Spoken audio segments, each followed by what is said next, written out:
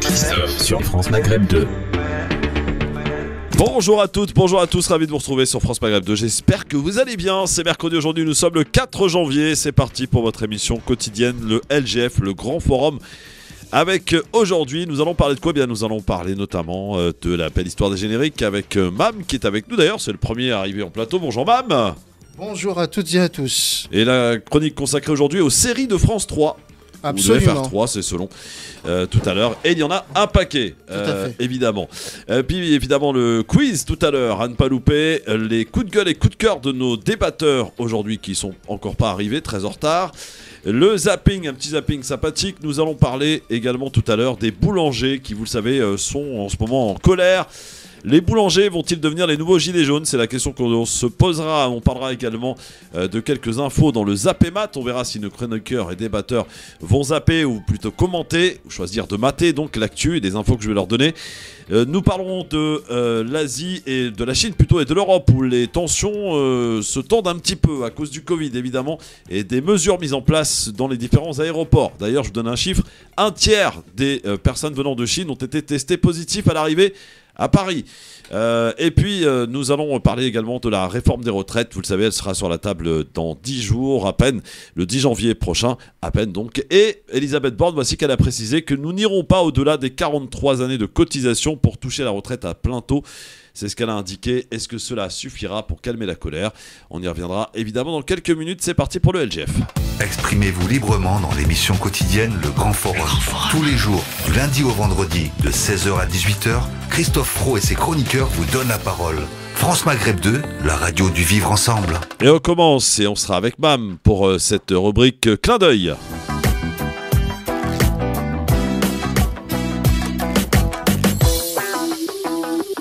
Des clins d'œil évidemment dans l'actu, anniversaire, fait marquant, décès, avec des petites questions. Et Mam est incollable, ou presque. Je cherche un tennisman français professionnel né à Casablanca en 1965. Il a été professionnel de 1982 à 1997. Il a été également... Guy, comment? Guy Forget est une bonne réponse. Bon anniversaire à Guy Forget qui a même, je crois, d'ailleurs entraîné l'équipe de France de tennis. Je cherche l'inventeur de l'alphabet braille pour les aveugles, qui est né en 1809. Louis Braille. Ah oui, effectivement, c'était voilà. Ça s'appelle de la radio, voilà. En effet. Non, ça vient du micro, en fait. Le technicien qui fait n'importe quoi, qui se croit déjà en vacances. Je cherche une disparition en 2016 d'un comédien de théâtre, acteur français, fils d'un professeur de l'École nationale des ponts et chaussées. Je vous donne des indices, gendarme de Saint-Tropez, ou encore Juge et l'assassin, récompensé par un César de meilleur acteur. Michel Galabru, qui est né où? Est-ce que vous le savez où il est né? Je crois qu'il est né au Maroc. À Safi au Maroc, effectivement, le 27 octobre 1922, à Safi, donc au Maroc, pour Michel Galabru, bonne réponse. Je cherche la plus haute tour qui culmine à 822 mètres de haut, qui a été inaugurée en 2010 à Dubaï. Burj Dubaï. La Burj Khalifa, exactement, inaugurée en 2010, bien entendu. Je salue d'ailleurs Maître Hassan Burj Khalifa. Oui, absolument, qui y va souvent. Et puis, c'est une première pour une émission de télé qui détient, je ne sais pas d'ailleurs si c'était toujours le cas, le record de longévité à la télévision. En 1972, des chiffres et des lettres. D'ailleurs, je croyais que tu allais vraiment consacrer cette émission aujourd'hui, puisque c'est l'anniversaire de la naissance de cette émission, mon cher Mam. Tu sais pourquoi? Non. Tout simplement parce que ça a été la deuxième chronique de la belle histoire des génériques au moment de l'affaire Bertrand Renard, Arlette Boulin-Prat. Donc c'est à cette occasion-là qu'on a fait une chronique sur des chiffres et des lettres. Eh ben on aurait pu la rediffuser, tout simplement. On aurait pu, mais sur France Maghreb 2, les auditeurs ont besoin de frais, ont besoin de direct, ont besoin d'authenticité. C'est beau. Et ben voilà, des clins d'œil pliés en quelques minutes grâce évidemment à la connaissance extrême de notre ami Mam, la belle histoire. Je tenais encore une fois à remercier Salah Amouri qui est venu hier. Franchement, c'était une belle émission avec Elsa Lefort. Tout le monde était content, ou presque en tout cas.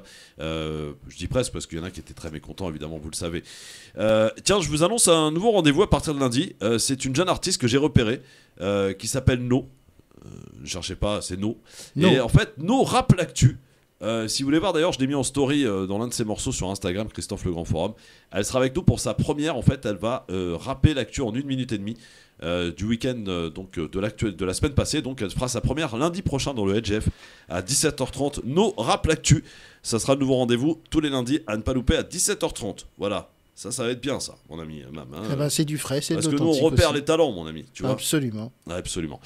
Vos appels, évidemment, pour intervenir à l'actualité, la commenter avec nous, en débattre avec Farid Tamsamani, avec Nicolas Jeannetet, avec Céline Bory qui seront avec nous aujourd'hui sur France Maghreb de jusqu'à 18h. Vous connaissez le principe, c'est le 01 40 33 9000, 01 40 33 90 00. C'est le numéro du bonheur, le numéro de la liberté, le numéro qui vous permet d'accéder à l'antenne, bien entendu, pour commenter l'actualité avec nous et avec Mam qui sera là donc pour la belle histoire des génériques tout à l'heure et pour bien entendu, la belle histoire du jour, le résumé de cette émission pour les retardataires, pour ceux qui l'ont loupé. Tout à l'heure, évidemment. Eh bien, Farid se présente. Farid Tamsamani, qui est avec nous. Comment ça va, mon Farid ? Bonne année. Qu'est-ce qu'il est beau, mon Farid ? Il est beau. Il est beau, il revient de vacances, lui, hein, ça se voit. Hein. Ah oui. Hein ? Ah oui. Comment ça va, mon Farid ? Très bien, merci, et toi ? Oui, t'es toujours aussi élégant. Hein. C'est gentil.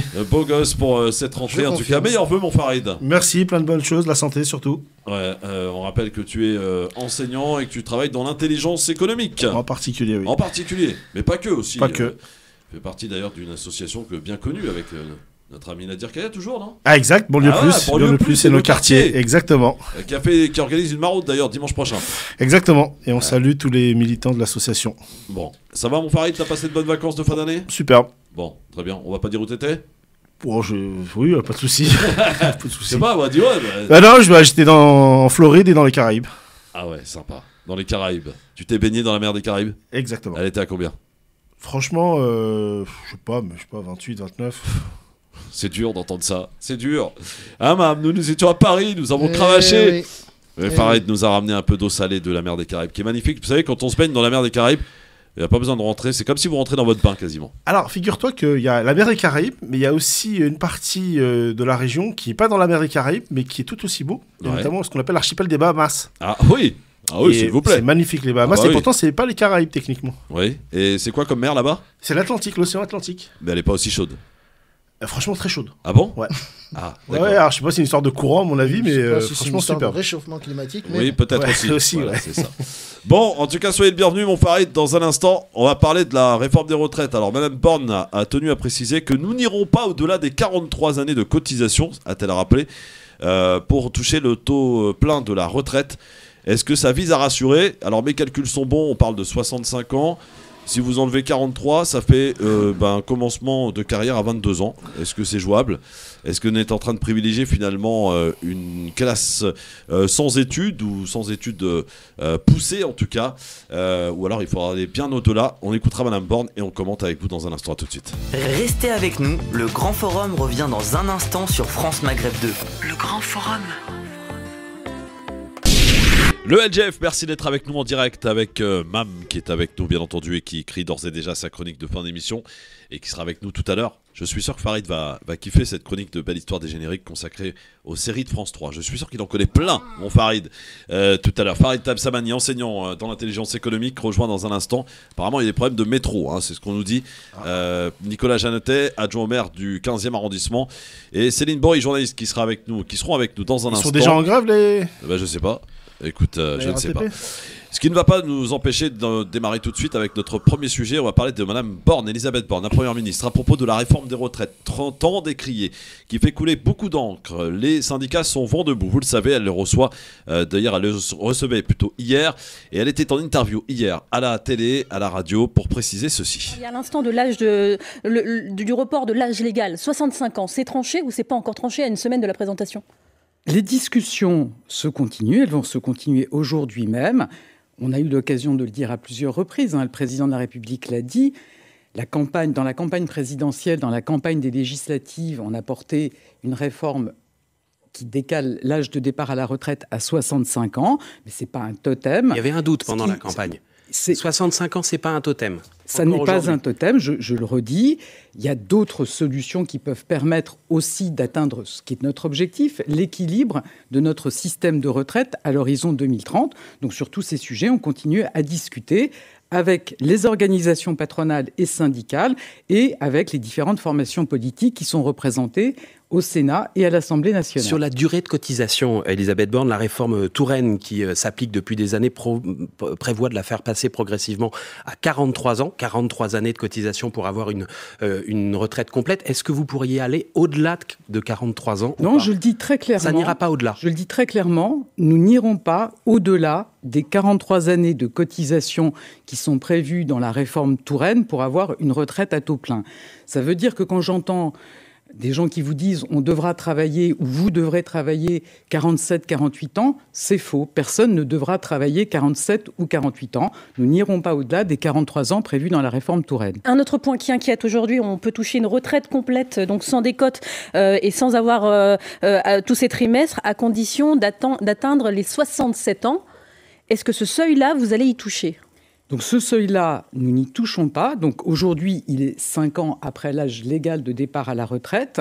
Cet âge, il va bouger. Mais par contre, l'âge d'annulation de la décote, l'âge qui permet à quelqu'un qui n'a pas une carrière complète de partir néanmoins sans décote, ne bougera pas. Il restera à 67 ans. C'est important parce qu'il y a notamment beaucoup de femmes qui n'ont pas pu avoir tout leur trimestre et qui, en travaillant jusqu'à 67 ans aujourd'hui, n'ont pas de décote sur leur retraite. Et cet âge restera le même, 67 ans demain. Elisabeth Borne, pour les précisions, on va saluer Céline Bory qui est arrivée, journaliste. Comment ça va, ma Céline? Meilleurs vœux, bonne année. Merci, bonjour à tous et bonne année à tout le monde, ça va très bien, ravi d'être là. Nicolas Jeannetet également qui est avec nous, arrivé oui, bonjour, en retard comme d'habitude. Tiens, oui. Tiens, j'en ferai mon coup de gueule, tiens, je vais changer. Oui, d'ailleurs, coup de gueule, coup de cœur, hein, faut les préparer les gars. Coup de gueule, coup de cœur. Il en faut deux Non, un par personne et ça ne doit pas durer plus d'une minute. Hein. Nicolas, bienvenue à toi, mon bonne Nicolas. Année, bonne santé. Choses. Effectivement. Alors, nous avons écouté Madame Borne, Farid Tamsamani. Elle nous dit quoi? Elle nous dit qu'on ne va pas aller au-delà des 43 années de cotisation. Jusque-là, tout va bien. Que parmi les 67 ans par rapport à la décote, on pourra toucher éventuellement une retraite à un taux plein. Est-ce que cela va suffire à calmer la tempête à venir concernant cette réforme des retraites? Si je fais bien mes calculs, on parlait de 65 ans. 65 moins 43 égale 22. 22 ans pour débuter une carrière. Est-ce que c'est pas mettre un peu le niveau au plus bas pour faire des études à 22 ans? On va pas très très loin à 22 ans, Farid.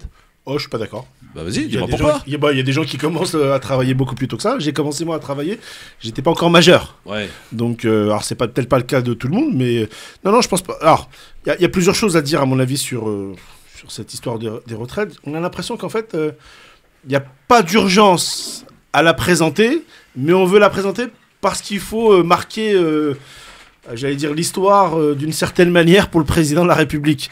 En réalité, quand on creuse un peu, les réformes, parce que, souvenez-vous, quasiment tous les gouvernements successifs passés ont tous plus ou moins produit leur propre réforme des retraites. Ouais. Et là, les prévisions, en tout cas des économistes sur le système, je rappelle qu'on est un système mixte, contrairement à ce que les gens pensent. En fait, on n'est pas dans un système de répartition totale, on est dans un système mixte. Il me semble, je peux me tromper, mais il me semble qu'il n'y a pas d'urgence en réalité à réformer. Non, les caisses vont plutôt bien d'ailleurs. Oui, alors, faut pas forcément se focaliser sur l'année qui vient de se passer. Mais globalement, la pyramide des âges à venir fait qu'en fait, pour les auditeurs, pour qu'ils comprennent, en fait, lorsque vous travaillez, lorsque vous êtes actif, vous cotisez pour les retraités présents. Et donc, du coup, pour faire très court... C'est pour ça que les retraités actuels sont favorables à la réforme. Hein. Non, oui, mais ils sont pas concernés. Ils sont pas concernés pour une raison. Ils sont favorables. Oui, mais ils sont pas concernés pour une raison très simple, c'est que le baby boom que l'on a connu et qui s'est transformé en ce moment par le papy boom, si je dis pas de bêtises, on appelle ça comme ça.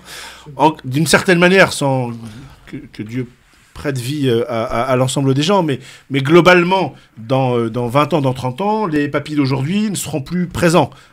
Donc du coup, ils ne sont pas concernés. Or, on sait qu'il y aura plus d'actifs que de retraités dans les décennies à venir. Donc tout ça pour dire quoi, Farid? Que la réforme, elle est à faire, il faut la faire, il faut qu'elle passe en force. Qu'est-ce que tu as à dire là-dessus? Non, passe en force, non. Moi, je suis pour la concertation. Pas forcément. La concertation globale, mais en fait, je vois pas trop l'intérêt aujourd'hui de la faire. Maintenant, s'il faut la faire, moi, par exemple, moi, j'étais favorable à l'idée initiale de Macron, du premier mandat, je ne sais pas si vous vous souvenez, de basculer dans une retraite par capitalisation. Pour être le plus franc possible. Aujourd'hui, en fait, c'est plus le cas. Il a changé son fusil d'épaule.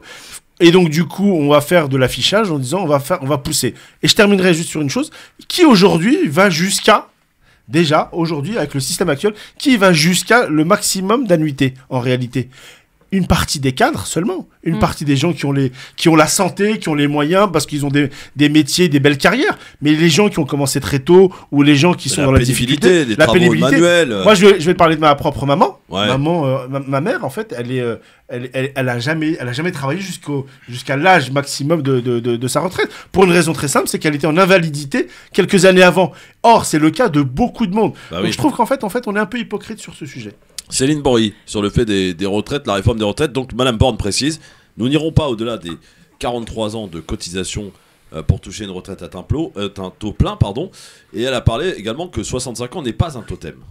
Alors oui, mais je suis assez d'accord sur ce que dit Farid actuellement, à savoir que aujourd'hui, il y a une partie des gens, de par la pénibilité de leur travail ou par les problèmes de santé engendrés aussi par rapport à la pénibilité de leur profession, ne vont pas au bout de leur carrière, et qu'aujourd'hui, effectivement, quand on a une carrière de cadre ou un travail de bureau ou autre, entre guillemets, on peut aller jusqu'à 67 temps, même. Et encore. Mais si la santé le permet. En revanche, moi, je prends aussi le cas de mon père. Quand on travaille toute sa vie sur un métier pénible, effectivement, même si on a ses annuités, et qu'on arrive à prendre sa retraite à 60 et quelques années, parce que c'était son cas et qu'il a commencé à travailler très jeune, faut voir toutes les conséquences sur la santé une fois qu'on arrête de travailler. C'est ça. Et la retraite, c'est-à-dire l'arthrose, les problèmes de dos, parce que ces gens-là n'auront pas la même espérance de vie qu'une personne qui a travaillé dans des conditions moins pénibles. Donc en fait, aujourd'hui, il y a des gens qui vont décider qu'ils sont dans des postes qui leur permettent effectivement de travailler au-delà de l'âge actuel, qui peuvent poursuivre au-delà de 64-65 ans, mais parce qu'ils sont dans des postes confortables. Et ces gens-là vont décider pour des gens qui ne le sont pas. Et ces gens-là n'ont pas forcément conscience de la pénibilité de certaines professions. Donc ça, c'est un premier point. Second point, effectivement, il n'y a pas d'urgence aujourd'hui, vu que tous les économistes le disent. Effectivement, par rapport à la conséquence du papy boom, on va avoir un problème temporaire sur le financement de ces retraites, mais qui va se résorber rapidement. Et du coup, les caisses actuelles permettent d'absorber ce problème. Et c'est aussi, il me semble, ça c'était un des arguments je crois que c'est Daniel Obono qui en sépare, il y a une baisse des charges aussi. Qui a été appliquée récemment, et c'est aussi trouver de l'argent pour remplir d'autres caisses. Oui. Nicolas Jeannetet, sur cette réforme des retraites et sur les précisions de Mme Borne hier. Alors bon, je vais être d'accord à la fois avec Céline et avec Farid. Cette réforme, elle n'est pas forcément urgente. Elle est à faire. Elle est à faire dans l'année à venir ou dans les 2 ans à venir, mais choisir le mois de janvier, alors qu'on est en vraie crise, qu'on a une inflation énorme, une fausse inflation d'ailleurs qui est en baisse au mois de décembre, mais il faut se méfier, elle va remonter en janvier. On pouvait attendre, et je suis d'accord avec Farid. Macron n'ayant fait aucune réforme lors de son premier quinquennat, il veut marquer absolument son deuxième quinquennat, il veut absolument faire cette réforme. Ça lui est pas et comme je pense qu'il est un peu déconnecté en ce moment des Français, on a vu ses vœux ubuesques et dans un autre monde, je pense qu'il va forcer le passage, il va faire cette réforme, et je pense d'ailleurs que cette réforme va passer notamment par les voies de la droite. Après, effectivement, les caisses ne sont pas vides en ce moment, mais elles sont bien en ce moment, mais dans quelques années, il y aura un problème. Et Farid a raison, c'est un problème de démographie. Si on veut vraiment d'ailleurs s'attaquer à la retraite, il faudrait faire plus de bébés. Le problème, il est là, il faudrait faire plus d'enfants. Donc déjà, le problème, il est là. Bon, maintenant, après 43 annuités, il faut surtout, et effectivement, elle a raison, il ne faut plus parler de la fin de l'âge de la retraite. Enfin, aujourd'hui, l'âge légal est de 62 ans, mais il est de 65 pour certains, il est même de 57 pour d'autres. Donc, parler d'un âge... Et les régimes spéciaux, il faut en terminer avec ça, peut-être ? Non, alors, je pense qu'il faut en terminer pour certains. Le gouvernement a assuré que certains régimes ne changeront pas. Les régimes spéciaux, par exemple, pour l'opéra pour le théâtre, qui vont rester à 40 ans, le régime de la SNCF, qui a priori devrait du régime rester. de retraite des ministres qui peuvent... Non, mais ça, il doit changer. Et puis celui des gens qui travaillent dans la marine, notamment, doivent... Qui a quel meilleur régime de retraite? Il m'a semblé que c'était les notaires. Je crois que c'est les danseurs quand même. À l'opéra, c'est 40 ans. J'allais dire les buralistes, moi. J'avais vu les notaires, quoi. Meilleur système qui ont meilleur régime de retraite. Après, je t'entendais dire. Sachant que les notaires, excuse-moi Nicolas, c'est quand même peut-être le métier le plus scandaleux de notre pays. C'est le seul métier qui. Tu vas faire une signature, hop, 8000 balles.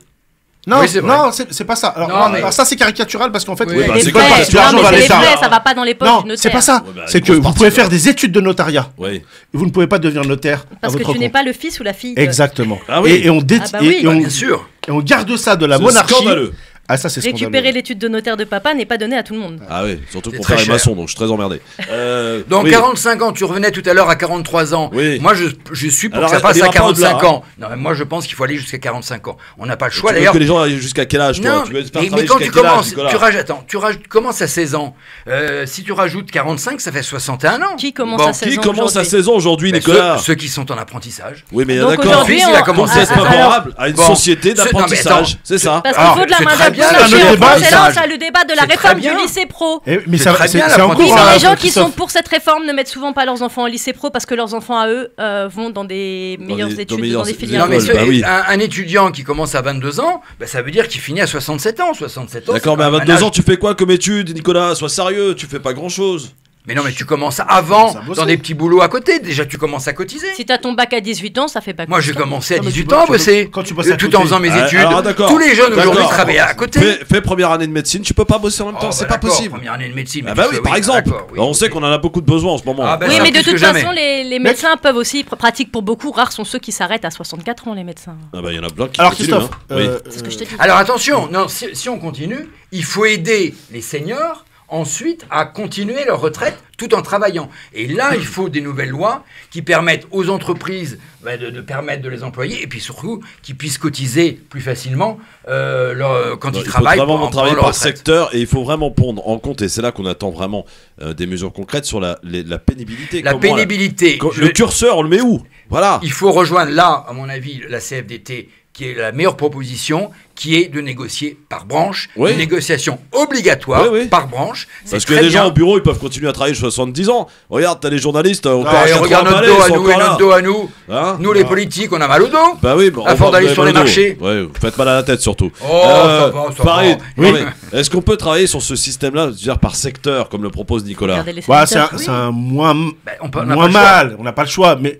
Franchement, moi je suis pour le système de capitalisation. Comme ça, c'est un autre système. C'est un autre système. Là, il est pas... qui est beaucoup plus juste pour moi. Mais oui, il n'est pas d'actualité. Non, mais il n'est pas du tout d'actualité parce qu'il n'a pas été courageux et puis qu'il y a eu le Covid qui est arrivé. Moi, je suis un peu d'accord avec toi. En fait, pourquoi? Parce que si on prend le système actuel, en vérité, il y a une hypocrisie.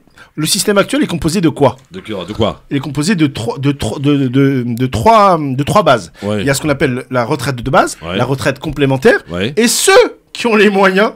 En vérité, ils basculent, ils ont une troisième retraite, ce qu'on appelle la capitalisation. Ou l'assurance vie. Ou l'assurance vie.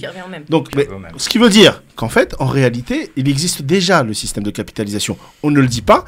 Là, pourquoi on ne le dit pas? Parce qu'en fait, on a hérité d'un système, le système de répartition et de solidarité. Alors, pour les petits salaires, la capitalisation, c'est pas rentable. Alors, est-ce que cette réforme des retraites, Céline... C'est pour ça qu'il faut l'encadrer. Est-ce que Céline... Bien sûr. Est-ce que Céline, cette réforme des retraites que apparemment les salariés n'en veulent pas, on a bien compris que les syndicats sont vent debout, est-ce que ça va faire ressortir les précaires, les gens qui ne veulent pas de cette retraite? Est-ce qu'il faut s'attendre à des mobilisations, à des manifestations de masse ou pas? Je pense que c'est pas à exclure et que cette problématique des réformes des retraites qui avait déjà fait sortir les gens en masse en 2019 pour être un prétexte à cette même époque d'ailleurs, à partir de décembre on avait toute la RATP et tout un mouvement. De toute façon, ils n'ont pas besoin de ça pour sortir.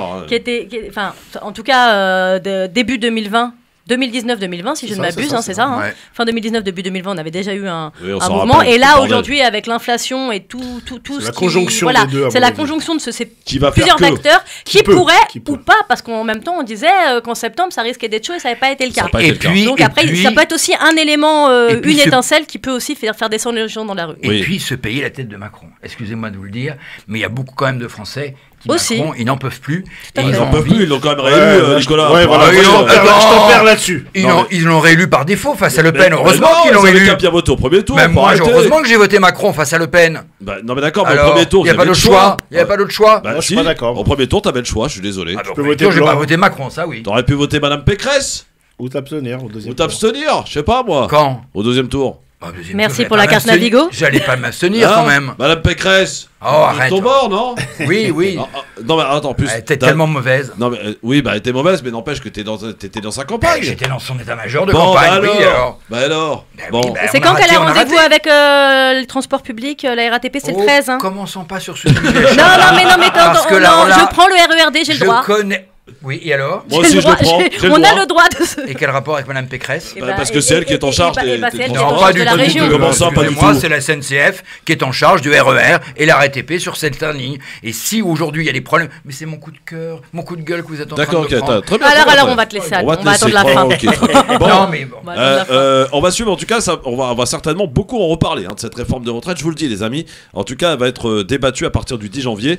Le président l'a martelé. Christophe, tu peux préciser une chose? Parce que Céline parlait de 2019-2020. Je rappelle que l'ancien Premier ministre Édouard Philippe avait fait voter, en utilisant le 49.3, une réforme des retraites qui n'a jamais été appliquée. La réforme de Levoix.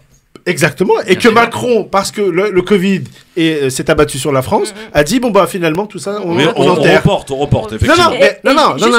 L'application, la loi a été votée à l'Assemblée. Oui, on enterre l'application. Juste une question qu'on n'a pas évoquée sur cette réforme des retraites et peut-être que j'arrive là, vous allez pouvoir m'apporter la réponse. Qu'en est-il par rapport à la question des femmes et des grossesses et des enfants, etc., qui est aussi dans le calcul de la retraite, du coup, quand elles prennent un congé. Oui, et notamment les enfants. Oui, il faut que ça soit pris, bien évidemment. Mais ça fait partie des négociations. C'est déjà le cas. Oui, mais est-ce que...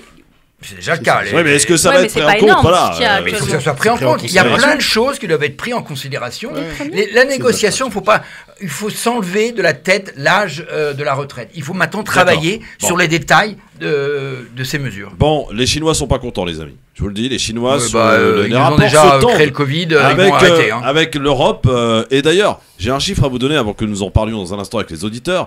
Sachez que plusieurs pays, la majorité des pays européens ont pris des mesures pour des voyageurs venant de Chine. Et apparemment, un tiers des passagers venant de Chine étaient testés positifs. Donc ça pose problème. Comment faut-il faire? Est-ce qu'il faut la faire à la marocaine, complètement fermer les frontières pour les Chinois? Ou est-ce qu'il faut la faire à l'européenne, exiger des tests? On en reparle avec vous. En tout cas, les Chinois sont pas contents du tout au moment même où il y a, selon les chiffres et des spécialistes, 9000 morts par jour en ce moment. À cause du Covid, d'épidémie qui repart en flèche et les Chinois qui réouvrent tout. Maintenant, est-ce que c'était le bon moment? On en reparle dans un instant, à tout de suite. Ne bougez pas, le Grand Forum revient dans un instant. Le Grand Forum sur France Maghreb 2. Le LGF, merci d'être avec nous. Avec aujourd'hui en plateau Céline Bory, ça nous fait bien plaisir qu'elle soit là d'ailleurs, notre journaliste Céline Bory qui travaille au Bondi Blog aussi, il faut le saluer, voilà, des beaux articles au Bondi Blog entre autres. Farid Temsamani, enseignant et qui travaille dans l'intelligence économique, également dans l'association Banlieue Plus et nos quartiers. Et Nicolas Jeannetet, adjoint au maire de la ville de Paris dans le 15e arrondissement, directeur des centristes et également porte-parole du groupe Changeons Paris, c'est ça? Changer Paris. Changer avec Paris. Rachida Dati. Avec Rachida Dati au Conseil de Paris qui est en vacances en ce moment. Oui, on reprend au mois de mars. On n'a pas de vacances, on travaille quand même, mais il y a effectivement. Il faudra la faire venir ici. Madame Dati. Oui, ça engagement fait... 2023. J'ai entendu. Non, mais ça fait plusieurs années qu'il me le promet. Bon, je dis ça, je dis rien. déjà vu, non? Non, jamais venu ici. J'ai jamais rencontré. Non, c'est Valérie Pécresse que j'ai amené là. Non, jamais venu non plus. Arrête. Bon, les Chinois sont pas contents, messieurs, dames, parce qu'ils ont décidé de réouvrir, évidemment, vous savez, après 3 ans et demi de fermeture, quasi confinement général pour tout le pays, ou presque, au moment même où apparemment l'épidémie repart en flèche. On parle de records de contamination avec à peu près 9000 morts par jour, c'est ce qu'on nous dit en ce moment. Alors il y a des pays, il y a 2 stratégies qui s'offrent là aujourd'hui pour les pays. Le Maroc, et je crois qu'il y a peut-être d'autres pays, mais en tout cas celui que je connais c'est le Maroc, qui a décidé de fermer totalement les frontières avec tous les voyageurs qui viennent de Chine, donc plus la peine de venir au Maroc. Et il y a l'Europe qui en grande majorité a décidé d'imposer des tests à l'arrivée sur leur territoire pour ne pas que justement l'épidémie arrive ici avec des nouveaux variants. Alors il y a des variants avec des lettres et des chiffres, on n'y comprend plus rien. quelle est la meilleure stratégie, Farid, aujourd'hui Est-ce que tu comprends la colère des Chinois là, qui se disent énervés par rapport à ces mesures prises par les différents pays, et quelle est la meilleure stratégie à adopter dans ces cas-là? Je pense que les Chinois sont un peu mal placés. On va en parler, ça c'est clair. Pour une raison très simple, c'est qu'on ne peut pas aller en Chine. Pourquoi on ne peut pas aller en Chine? Parce qu'ils ont interdit l'accès à leur pays. Ouais. Aujourd'hui, on peut y aller maintenant. Pas du tout. Quoi? Il n'y a que les Chinois qui peuvent aller en Chine. À partir du 8 janvier, je crois qu'on peut... Ils ouvrent le 8 janvier. Oui, voilà. Et jusque depuis 2020, c'était un pays qui était fermé. Donc, du coup, ils sont un peu mal placés. En réalité, ils se sont plantés. Et ça, c'est facile pour nous de le dire parce que finalement, notre stratégie était meilleure avec le temps. Ils se sont plantés. Pourquoi? Parce qu'en fait, ils n'ont pas d'immunité collective, d'une certaine manière. Donc, en fait, c'est un pays qui est resté le même qu'il y a 2 ans. Et c'est là que c'est dangereux pour le reste de la planète. Tout simplement. Et donc, les États européens, dont la France, ont complètement raison, même si, moi, j'ai toujours un petit bémol, il y a toujours qui... Alors, peut-être que Nicolas va peut-être m'éclairer là-dessus. Lorsqu'on annonce une décision, pourquoi c'est si long que ça? Pourquoi on laisse une semaine de décalage? Je comprends pas. Mais Farid, entre les 2 solutions que tu proposais, mon cher Christophe, il y en a une troisième. Oui, non, mais il y en a une troisième. C'est de faire venir les Chinois, normalement, ils prennent et de les mettre à l'hôtel quand ils arrivent, 48 heures, en quarantaine, 48 heures, et là faire le test. Parce que ce qu'on fait actuellement, ça ne sert mais strictement à rien. Un masque dans l'avion, on les teste à l'arrivée, mais s'ils ont contracté le virus 3 jours avant, ou même 2 jours avant au moment d'embarquer, il faut donc, et ils sont en période d'incubation, donc il faut les mettre 48 heures à l'hôtel, 48 heures à l'hôtel, et ensuite les tester. Obligatoire, bien évidemment. Ouais. Donc c'est une mesure totalement politique pour rassurer les Français, les Européens, mais qui ne sert strictement à rien. Voilà. Donc, moi, je suis un peu comme Farid, très en colère contre la Chine, parce que la Chine a vraiment une politique anti-Covid qu'on a du mal à comprendre. D'abord, c'est là d'où vient le Covid. Bon. Ensuite, ils mettent tout le monde plus qu'en quarantaine, ils enferment tout le monde dans leur maison. Ouais. D'un seul coup, ils ouvrent grand parce qu'il y a une pression économique. Sociale surtout. Sociale aussi. Oui. Économique pour un pays comme la Chine, c'est extraordinaire. Que finalement, du jour au lendemain, on passe du 0 à 100%. Et là, bien évidemment, à Pékin, je crois qu'il y a eu en 4 jours, il y a eu 1 million de cas. Et bien évidemment, il y a des centaines de morts, notamment chez les personnes âgées. Donc aujourd'hui, maintenant c'est trop tard. De toute façon, s'il y a un variant, il y a longtemps qu'il est rentré. Et comme dit Farid, le problème de chez nous, j'ai fait un tweet d'ailleurs à ce moment-là, on a mis encore 1 semaine, et ça c'est l'administration française. L'Italie a été plus forte que nous. Hein. Ils ont mis leurs mesures là, vachement en avance tout de suite. Ouais. Et ça s'est mis en quelques heures. Ouais. Nous, il a fallu encore de plusieurs heures. Et puis alors, je vois encore cette image à la télévision des 2 ministres Beaune et Beaune et Braun, à la gare, on dit, et le journaliste qui pose la question, mais alors ceux qui arrivent par Amsterdam, ils prennent le train, après ils prennent le Thalys, finalement, ils arrivent avec le Covid, donc c'est du grand n'importe quoi, voilà. Et Farid a raison, on est face à un pays qui n'est pas du tout immunisé. Seulement 10% d'ailleurs des Chinois ont eu la piqûre. Et donc effectivement, la Chine pose un problème aujourd'hui. Céline, est-ce que c'est une bonne stratégie et pourquoi mettons beaucoup de temps à l'allumage finalement pour prendre des décisions dans ce pays? Je pense qu'effectivement, c'est pas propre au Covid le fait de prendre du temps pour valider une décision. En revanche, on n'a pas l'excuse de 2020 où en 2020 on savait pas ce qui allait se passer et qu'on disait tout va bien, tout va bien. Ouais. La Chine, c'est pas la France. L'Italie, c'est pas la France, alors que les Italiens mouraient en masse. Ouais. Et aujourd'hui, on n'est pas capable, alors qu'on sait que nos systèmes de santé et les hôpitaux sont sur le fil. Qu'est-ce qu'on attend en fait? Il y a des mesures toutes simples. Le port du masque dans les transports aussi, c'est quelque chose qu'on pourrait aussi aujourd'hui remettre en place. Aujourd'hui, on séquence, donc on prend au hasard des arrivants et on fait du séquençage pour voir s'il y a des variants. Ouais. Effectivement, les premiers tests ont prouvé qu'il n'y avait pas de variant. Bon, bizarrement d'ailleurs, il y a un nouveau variant, je l'ai noté, c'est le XBB, je sais pas combien, 7.5, qui par contre lui prend naissance à Los Angeles. Donc, faire attention à États-Unis. Donc on va jamais. Pourquoi tu Floride. Il est à Floride. Est-ce qu'on peut s'écarter de Farid tout de suite d'à côté? On s'en va. Non, mais c'est vrai qu'il faut maintenant vivre avec. Je pense. Je pense qu'il faut vivre avec et effectivement prendre des mesures essentielles. Attends, Nicolas, elle a dit quelque chose de très intéressant, Céline. Est-ce qu'on peut prendre le risque aujourd'hui de te faire venir, parce que tu dis il faut vivre avec, donc ça veut dire bon, allez, on stoppe un minimum les mesures. On attrape le Covid, on reste une semaine à la maison comme une grippe. Le problème, c'est que tu as des personnes fragiles. Et on a un système hospitalier aujourd'hui qui est au bord du gouffre. Les personnes fragiles, il faut qu'elles aillent se faire vacciner. Ma mère, 95 ans, s'est fait vacciner. J'en ai profité l'autre jour à l'hôpital pour qu'elle se fasse vacciner. J'ai attendu 7 heures à l'hôpital. Donc elle s'est fait, j'ai eu le temps de la faire vacciner. Mais il faut qu'elle se fasse vacciner. Les personnes immunodépressives et les personnes âgées. Ouais. Pour nous, les personnes jeunes, très jeunes comme nous, on va vivre avec le Covid. Le Covid, c'est une bonne grippe. Moi, ça relance le débat aussi des soignants qui avaient été exclus du système parce qu'ils n'ont pas été vaccinés. Aujourd'hui, on a une pénurie de soignants. On a un hôpital qui... Alors, c'est peut-être une petite portion, on est d'accord. Mais il faudrait aussi s'interroger sur... Est-ce que vous regrettez ou pas de vous être fait vacciner? Moi, personnellement, je vous le dis oui. Ah non, pas du tout. Moi, je te dis honnêtement, je me dis, j'avais pas de raison de me faire vacciner. On nous a incité, on nous a poussé à faire vacciner. C'était quelques mois de galère pour ceux qui refusaient. Et franchement, aujourd'hui, ces mecs-là rigolent. Moi aussi, j'ai l'impression de m'être fait... C'est facile de se poser la question après. T'étais enfant? Comment? Le tétanos, tu te poses la question ou pas? Non, pas le tétanos. La polio. La polio, tu te poses la question. Ça va, j'ai eu le Covid et pourtant je suis fait. Mais moi aussi j'ai eu le Covid. Moi aussi. D'abord, tu peux l'avoir à nouveau puisque c'est pas le même variant. Donc tu vas le rattraper à nouveau. Non, mais il y a quand même un delta entre la manière dont a été imposé ce vaccin et tout ce qu'on nous a promis. Voilà. À savoir, vous serez moins. On s'est aperçu finalement que le vaccin, alors certes, il y a peut-être moins de formes graves, etc. Je l'entends. Il y a peut-être certainement eu moins de morts sur des personnes fragiles que ça n'aurait été le cas s'ils n'avaient pas été vaccinés. En revanche, en termes de transmission, il ne s'est rien passé.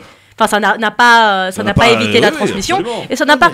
Céline, le principe de la vaccination, il y a deux choses. Il y a la vaccination chez l'être humain et après il y a la politique vaccinale. C'est effectivement, il y a un gap. Tous les gens, il y a des gens qui ne supportent pas certains vaccins, notamment les vaccins obligatoires quand on est enfant. Bon, est-ce que tous les enfants ont besoin d'être vaccinés pour la polio? Objectivement, non. Non. Objectivement, pas du tout. Or, il y a une politique vaccinale, c'est ce qu'on appelle la politique d'un État, que ce soit la France ou n'importe quel autre pays, qui est discutable, il n'y a aucun souci. Mais l'histoire, pour revenir sur la vaccination liée au Covid, franchement, je ne sais pas si vous vous souvenez des arguments des tordus qu'on avait sur cette vaccination à l'époque. Aujourd'hui, on est toujours là, quoi. Non, mais sans rentrer dans le complotisme et le fait qu'on va être pucé, suivi, pisté, ou qu'on va modifier notre ADN. J'entends ce à quoi tu fais allusion. Les complotistes disaient qu'il y aurait un pass vaccinal, on disait mais non, jamais de la vie. Il y aurait un pass sanitaire, mais néanmoins, la manière dont ça a été imposé, avec le recul, à toute la population, je trouve ça. D'ailleurs, il y a un rapport de l'administration qui est sorti là, ça fait double page dans le Parisien, qui montre les fautes énormes, bien évidemment, de la gestion de la crise Covid en France. Mais c'est facile maintenant de refaire l'histoire. Moi je te dis, je me pose la question, sincèrement, je regrette presque. Tu serais une femme, tu te poseras encore plus la question, je pense. Non, mais c'est vrai. Je suis une femme. Parce qu'il y a eu beaucoup d'impact, notamment sur... Tout à fait. Absolument. C'est des choses dont je veux on dire, mon parle pas épouse, même si je ne devrais pas le dire, a eu une maladie rare qui est apparue et voilà, les docteurs disent que c'est à cause du vaccin. C'est vrai. Pardon, excusez-moi, oui, on ne parle pas assez des conséquences. Et puis il y a aussi les gens qui ont eu des Covid longs, etc. Il y a aussi tout les Covid longs. Mais je pense que c'est des choses sur lesquelles on a intérêt de répondre. On répondre. va pas le temps de prendre dans un instant. Nouvel rendez-vous dans ce LGF, ça s'appelle le Zapomat. Je vais vous donner des infos. À vous de nous dire, et vous aurez chacun la possibilité, le loisir de le faire, de commenter ou de zapper l'info. A tout de suite, ne bougez pas, c'est le LGF. Ne bougez pas, le Grand Forum revient dans un instant. Le Grand Forum sur France Maghreb. Céline Bory, Farid Temsamani, Nicolas Janetek sont avec nous sur France Maghreb 2. Place au Zapéomat.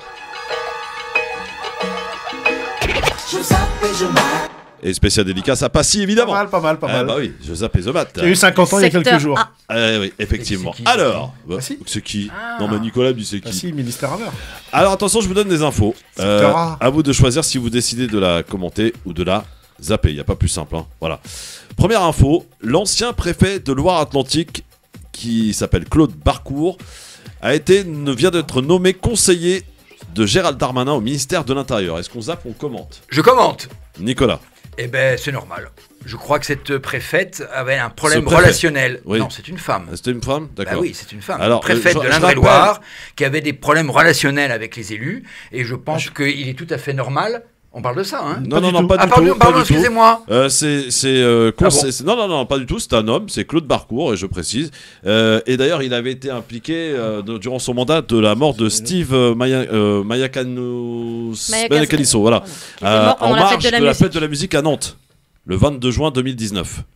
Et qu'est-ce qui lui est arrivé à ce préfet? Il a été promu. Il a été promu. Ah bah non, ah oui, d'accord. Donc, dans ce pays, on promeut beaucoup les préfets ou les policiers qui... Comme Gérald Darmanin, ça. Oui, il a été nommé conseiller de Gérald Darmanin. On commente ou on zappe, Nicolas? Moi, je zappe, je connais pas assez l'affaire dans le détail, je connais un peu. Moi, je zappe et Gérald Darmanin. Et ce préfet... C'est l'outre-mer, c'est ça? C'est récurrent, le fait que dans Très ce bien. pays... Donc tu zappes, ça veut dire le principe, c'est de pas en parler, en fait. Pareil, Tam Samadi, est-ce que tu commentes ou tu zappes? Franchement, je l'ai pas suivi, donc je zappe. Allez, hop, on zappe tout. Deuxième info. L'Allemagne refuse d'indemniser la Pologne pour les dommages commis, notamment durant la Seconde Guerre mondiale. La Pologne veut demander à l'Allemagne de les dédommager. Est-ce qu'on zappe ou on commente? Nicolas? Je zappe. Ok. Céline? Je zappe aussi. Farid? Je vais commenter rapidement. Très bien, vas-y, quand même. Sauve l'honneur de la station, là. Ça fait partie des faits de l'histoire. Ouais. Effectivement, la Pologne a énormément souffert du nazisme, mais pas que. Vouloir récupérer des bouts de chandelle, enfin quelques milliards aujourd'hui, alors que la Pologne est un État américain dans l'Union européenne, alors qu'elle bénéficie elle-même de subventions hallucinantes, moi je trouve ça juste démagogique. Très bien. Autre information. C'est l'Union européenne qui a proposé à la Chine, nous en parlions dans un instant, confrontée, vous le savez, à une explosion des contaminations liées au Covid, de lui offrir des vaccins anti-Covid et de lui apporter son expertise. Est-ce qu'on commente ou on zappe, mon cher Nico? Je peux commenter, mais c'est le monde à l'envers, donc c'est l'inverse. On commandait des masques à une certaine époque, là on leur offre des vaccins. Donc c'est le monde à l'envers, ça prouve notre débat d'avant que la Chine a extrêmement mal géré son Covid. Céline, on zappe ou on mate? Zappe. Tu zappes, très bien. Mon cher Farid. Ça veut dire je vais commenter. Oui. Ça veut dire une chose, c'est que, souvenez-vous, lorsque les premiers vaccins sont arrivés, les Chinois en avaient 6 ou 7 sur la table, et finalement on se rend compte que les 6 ou 7 en fait sont absolument pas efficaces. Très bien. Et puis dernière petite info dans le Zap et Mat, la ville de Pantin, oui, en Seine-Saint-Denis, a été rebaptisée Pantine en 2023 au nom de l'égalité entre les hommes et les femmes, a annoncé son maire hier. Est-ce qu'on commente ou on zappe, mon cher Nico? Je commente en disant ça va, faut pas exagérer non plus, ça devient ridicule. Ouais. D'accord. Céline? Je préférais qu'on mette de l'argent... Je commente, et oui, effectivement, c'est ridicule, c'est inutile au-delà d'être ridicule, et il y a énormément à faire pour l'égalité homme-femme, autrement que ça. L'égalité dans les salaires, de la prise en charge des femmes lorsqu'elles se rendent en commissariat. Ouais. Alors nous faire ce genre d'effet d'annonce, moi j'ai proposé hier, je le disais pour rigoler, mais lors du conseil municipal de ma ville, de rebaptiser ma ville, choisis le roi, choisis la reine. On va voir si ça fera bouger les choses, mais franchement c'est ridicule. C'est vraiment ridicule. Pareil, Lyon, enfin bon. Je vais commenter rapidement. Je trouve ça scandaleux et j'espère juste pour ce maire de cette commune de Seine-Saint-Denis, que les gens qui travaillent dans sa collectivité sont véritablement bien tous assujettis à l'égalité. Oui, je ne crois pas. C'est bien, vous avez été rapide, très discipliné, c'est parfait. On a une bonne équipe. Bonne équipe aujourd'hui. Bravo, c'était le Zapoumat. Allez, on passe à notre troisième et dernier débat. France Maghreb 2, c'est aussi sur le DAB. La radio numérique. Les boulangers. À Dijon et toute sa région. Oui, les boulangers, mais pas que, les commerçants aussi qui sont inquiets face à leur facture énergétique. Et je vous propose, avant d'en commenter, Bruno Le Maire qui s'est exprimé hier, avant de recevoir d'ailleurs les syndicats de boulangers, les représentants de boulangers en France. Il dit, attendez, mais les boulangers, sachez-le, l'État a mis des aides en place, sauf que vous n'êtes pas... vous ne les connaissez pas, alors je vous les rappelle. Écoutez Bruno Le Maire. Confirmer que l'État était aux côtés de tous les boulangers de France et que nous ne laisserons tomber personne. Au moment où la baguette française vient d'être classée au patrimoine mondial de l'UNESCO, il y aurait un véritable paradoxe à ne pas nous donner tous les moyens pour soutenir les boulangers qui sont confrontés à l'augmentation des prix de l'électricité et des prix de l'énergie de manière générale. Je veux simplement dire que cet effort il doit être fait par tous.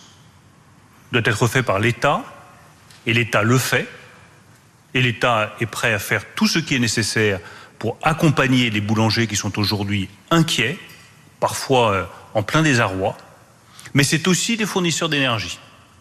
Et c'est aussi les fournisseurs d'électricité que je recevrai cet après-midi. Pour ce qui concerne l'État, nous avons un certain nombre de dispositifs, ils ne sont pas suffisamment connus. Et j'ai voulu saisir cette nouvelle rencontre avec les représentants des boulangers pour rappeler tous les dispositifs qui sont déjà à disposition des boulangers et qui ne sont pas suffisamment utilisés. Le premier, c'est le guichet. Il y a aujourd'hui un guichet qui est ouvert sur le site de la Direction générale des finances publiques, impôts.gouv.fr, et qui concerne dès maintenant les factures des boulangers. Tous ceux qui reçoivent leurs factures pour le mois de novembre, pour le mois de décembre 2022, et qui trouvent que leur facture a explosé et qui ont du mal à la payer, peuvent aller solliciter une aide sur ce guichet impôts.gouv.fr. Aujourd'hui, nous avons à peine une cinquantaine de PME, je ne parle même pas des boulangers, une cinquantaine de PME par jour seulement qui viennent solliciter une aide à laquelle ils ont droit sur ce guichet. J'appelle donc tous les boulangers qui aujourd'hui ont du mal à payer leurs factures de novembre et de décembre à venir sur le site impôts.gouv.fr, solliciter l'aide financière à laquelle ils ont droit. Elle leur sera versée dans le courant du mois de janvier. Mais n'attendez pas le mois de février ou le mois de mars pour réclamer des aides auxquelles vous avez droit au titre de la fin de l'année 2022. Et ce guichet d'aide, qui devait fermer au 1er janvier, nous avons décidé de le maintenir ouvert. Donc il sera ouvert tant que les prix de l'énergie seront élevés pour nos PME. Ça, c'est la première mesure. Hein. Donc le guichet, bien entendu, qui devait fermer d'ailleurs au 1er janvier, restera ouvert. Mais c'est pas tout. C'est pas tout. Non, mais il faut déjà faire un commentaire là sur ce qu'il vient de dire. Oui, il vient de dire il n'y a que 50 sociétés qui sont présentes. Vous avez accédé à ce portail, c'est un bordel monstrueux, c'est extrêmement compliqué. La preuve en est, les régions sont obligées d'ouvrir un propre guichet pour aiguiller et aider les boulangers ou les commerçants d'une façon générale à s'y retrouver dans toutes les aides. Donc effectivement, c'est extrêmement compliqué. Ouais, mais là, Bruno Le Maire te dit voilà, c'est quelque chose qu'on a mis en place et personne ne le savait. Où personne ne l'utilise, à peine une cinquantaine de PME l'utilisent par jour en ce moment, impôts.gouv.fr. Parce que c'est compliqué. Alors, il y a une deuxième aide qui est proposée. Écoutez Bruno Le Maire. Ils ont droit en deuxième lieu à une remise de 20% sur leur facture. C'est ce qu'on appelle l'amortisseur. Et je recevrai cet après-midi des énergéticiens pour m'assurer que cette remise de 20% figure bien sur les factures de début d'année 2023. Mais il y a cette remise de 20%. Et quand vous faites le cumul des deux aides, le guichet plus la remise de 20%, l'aide pourra aller jusqu'à 40% de remise sur la facture d'électricité des boulangers. Et ça, malheureusement, pour le moment, ça n'est pas suffisamment connu. Enfin, la Première ministre l'a annoncé ce matin, nous avons décidé un report des charges sociales et des charges fiscales pour tous les boulangers qui auraient des problèmes de trésorerie. Voilà, Bruno Le Maire qui a développé ce dispositif. Donc il y a trois trucs importants. Donc le guichet, l'abaissement de le 20% sur la facture, ça c'est à négocier avec les fournisseurs d'énergie. Et la troisième, voilà, donc c'est le report des charges sociales et fiscales. Là, ça concerne les boulangers. Mais on sait qu'il y a d'autres commerçants qui sont dans la galère. On pense aux restaurateurs, par exemple. On pense également à tous ceux qui ont des boutiques, en l'occurrence, et qui font face et qui ont besoin d'électricité pour faire fonctionner leur boutique. Donc tout le monde est concerné. On entend beaucoup les boulangers, mais j'ai envie de dire que voilà, ça va s'accentuer. C'est-à-dire chacun va demander effectivement des aides. Céline, est-ce que ça suffit aujourd'hui à calmer On sait qu'il y a des boulangers aujourd'hui qui te disent clairement, soit on augmente la baguette à 2 €, ça va être dur à faire avaler aux gens, soit on ferme. Je veux dire, c'est la plus possibilité. Moi, il y a déjà un truc pour lequel je suis très très étonnée, c'est un petit peu comme le Covid en 2020, c'est-à-dire que dès la rentrée, à partir de septembre, on avait ce problème-là qui se présentait en Belgique. On voyait que nos voisins belges passaient de boulangers belges, passaient de factures de 2 000 à 12 000 € et qui mettaient la clé sous la porte et que une bonne partie des boulangers belges ont dû fermer. Ouais. On se doute bien que si ça se passe en Belgique, à un moment donné, la répercussion de l'augmentation du prix de l'énergie va se passer chez nous. Donc là, on découvre ça. Je me tuais à le dire il y a quelques mois en disant mais ça va arriver et voilà, on arrive là et on a des factures, des boulangers qui avaient 1 300 € de facture mensuelle qui se retrouvent à 11 000 €, qui sont obligés de mettre la clé sous la porte. Parfois c'est le seul boulanger du village, donc c'est au-delà du drame personnel pour le commerçant, pour l'artisan, c'est aussi tout un village qui se retrouve sans pain. En plus on sait que le pain en France et la baguette, c'est culturel, on n'est pas pour le coup, on n'est pas des Chinois, le pain c'est hyper important pour nous, ouais. Et ça pourrait être par ailleurs, si cette problématique n'est pas résolue, tout à l'heure on parlait d'étincelles et de mouvements sociaux. Pardon ? La petite mèche. Ouais, ça pourrait être aussi, voilà, donc qu'il y ait des mesures qui soient mises en place, c'est très bien. En revanche, Bruno Le Maire dit oui, mais personne n'était au courant. Est-ce que d'une part, ils avaient communiqué là-dessus ? Moi, j'en avais pas entendu parler de ces mesures. Les mesures en question, j'ai pas bien compris en quoi elles consistaient. 20% sur une facture qui passe de 1 300 € à 12 000 €, ça va pas changer. Le mec, s'il doit fermer mettre la clé sous la porte, il la mettra. Oui, mais avec l'aide de l'État, il dit, Bruno Le Maire, que ça représenterait 40%. Néanmoins, ça fait quand même une augmentation énorme. Ouais. Même 40%. Même, enfin, c'est voilà. Donc, à un moment donné, il va falloir. Qu'est-ce qu'on fait? Parce que si on commence à céder les boulangers, il va falloir céder pour tout le monde. Je veux dire, l'État, au bout d'un moment, je veux dire. Il n'y a pas que les boulangers. C'est quoi les solutions? Maintenant, les pressings commencent aussi à râler parce que les pressings, effectivement, ils utilisent beaucoup d'électricité. Tu vas entendre les pressings, les radios. Même moi, qui ai maintenant depuis quelque temps une boutique, la facture a déjà doublé. On est passé de 700 à 1200. Alors, c'est encore bon, mais j'utilise quand même beaucoup d'électricité dans la boutique. C'est quoi ta boutique, toi? L'électricité, tu sais bien, avec mon fils. Donne le nom de ta boutique. Ah Paris Éclair Lumière. C'est où? Venez nombreux. 114 rue Jean de la Fontaine, Paris 16e. Ah, t'es dans le 16e. Ah bah oui, mais si t'es dans le 16e, t'as les moyens de payer tes factures. C'est loin de la fondation d'Auteuil. Ah oui, ça c'est clair. C'est pas très loin. Les apprentis d'Auteuil. T'as une solution, toi? T'as une solution? Non, mais avant de te donner ma solution, il faut quand même dire des choses. Oui. Il y a un manque d'anticipation de ce gouvernement, disons-le aussi clairement. Céline l'a dit, on en a parlé sur ce plateau depuis des mois et des mois.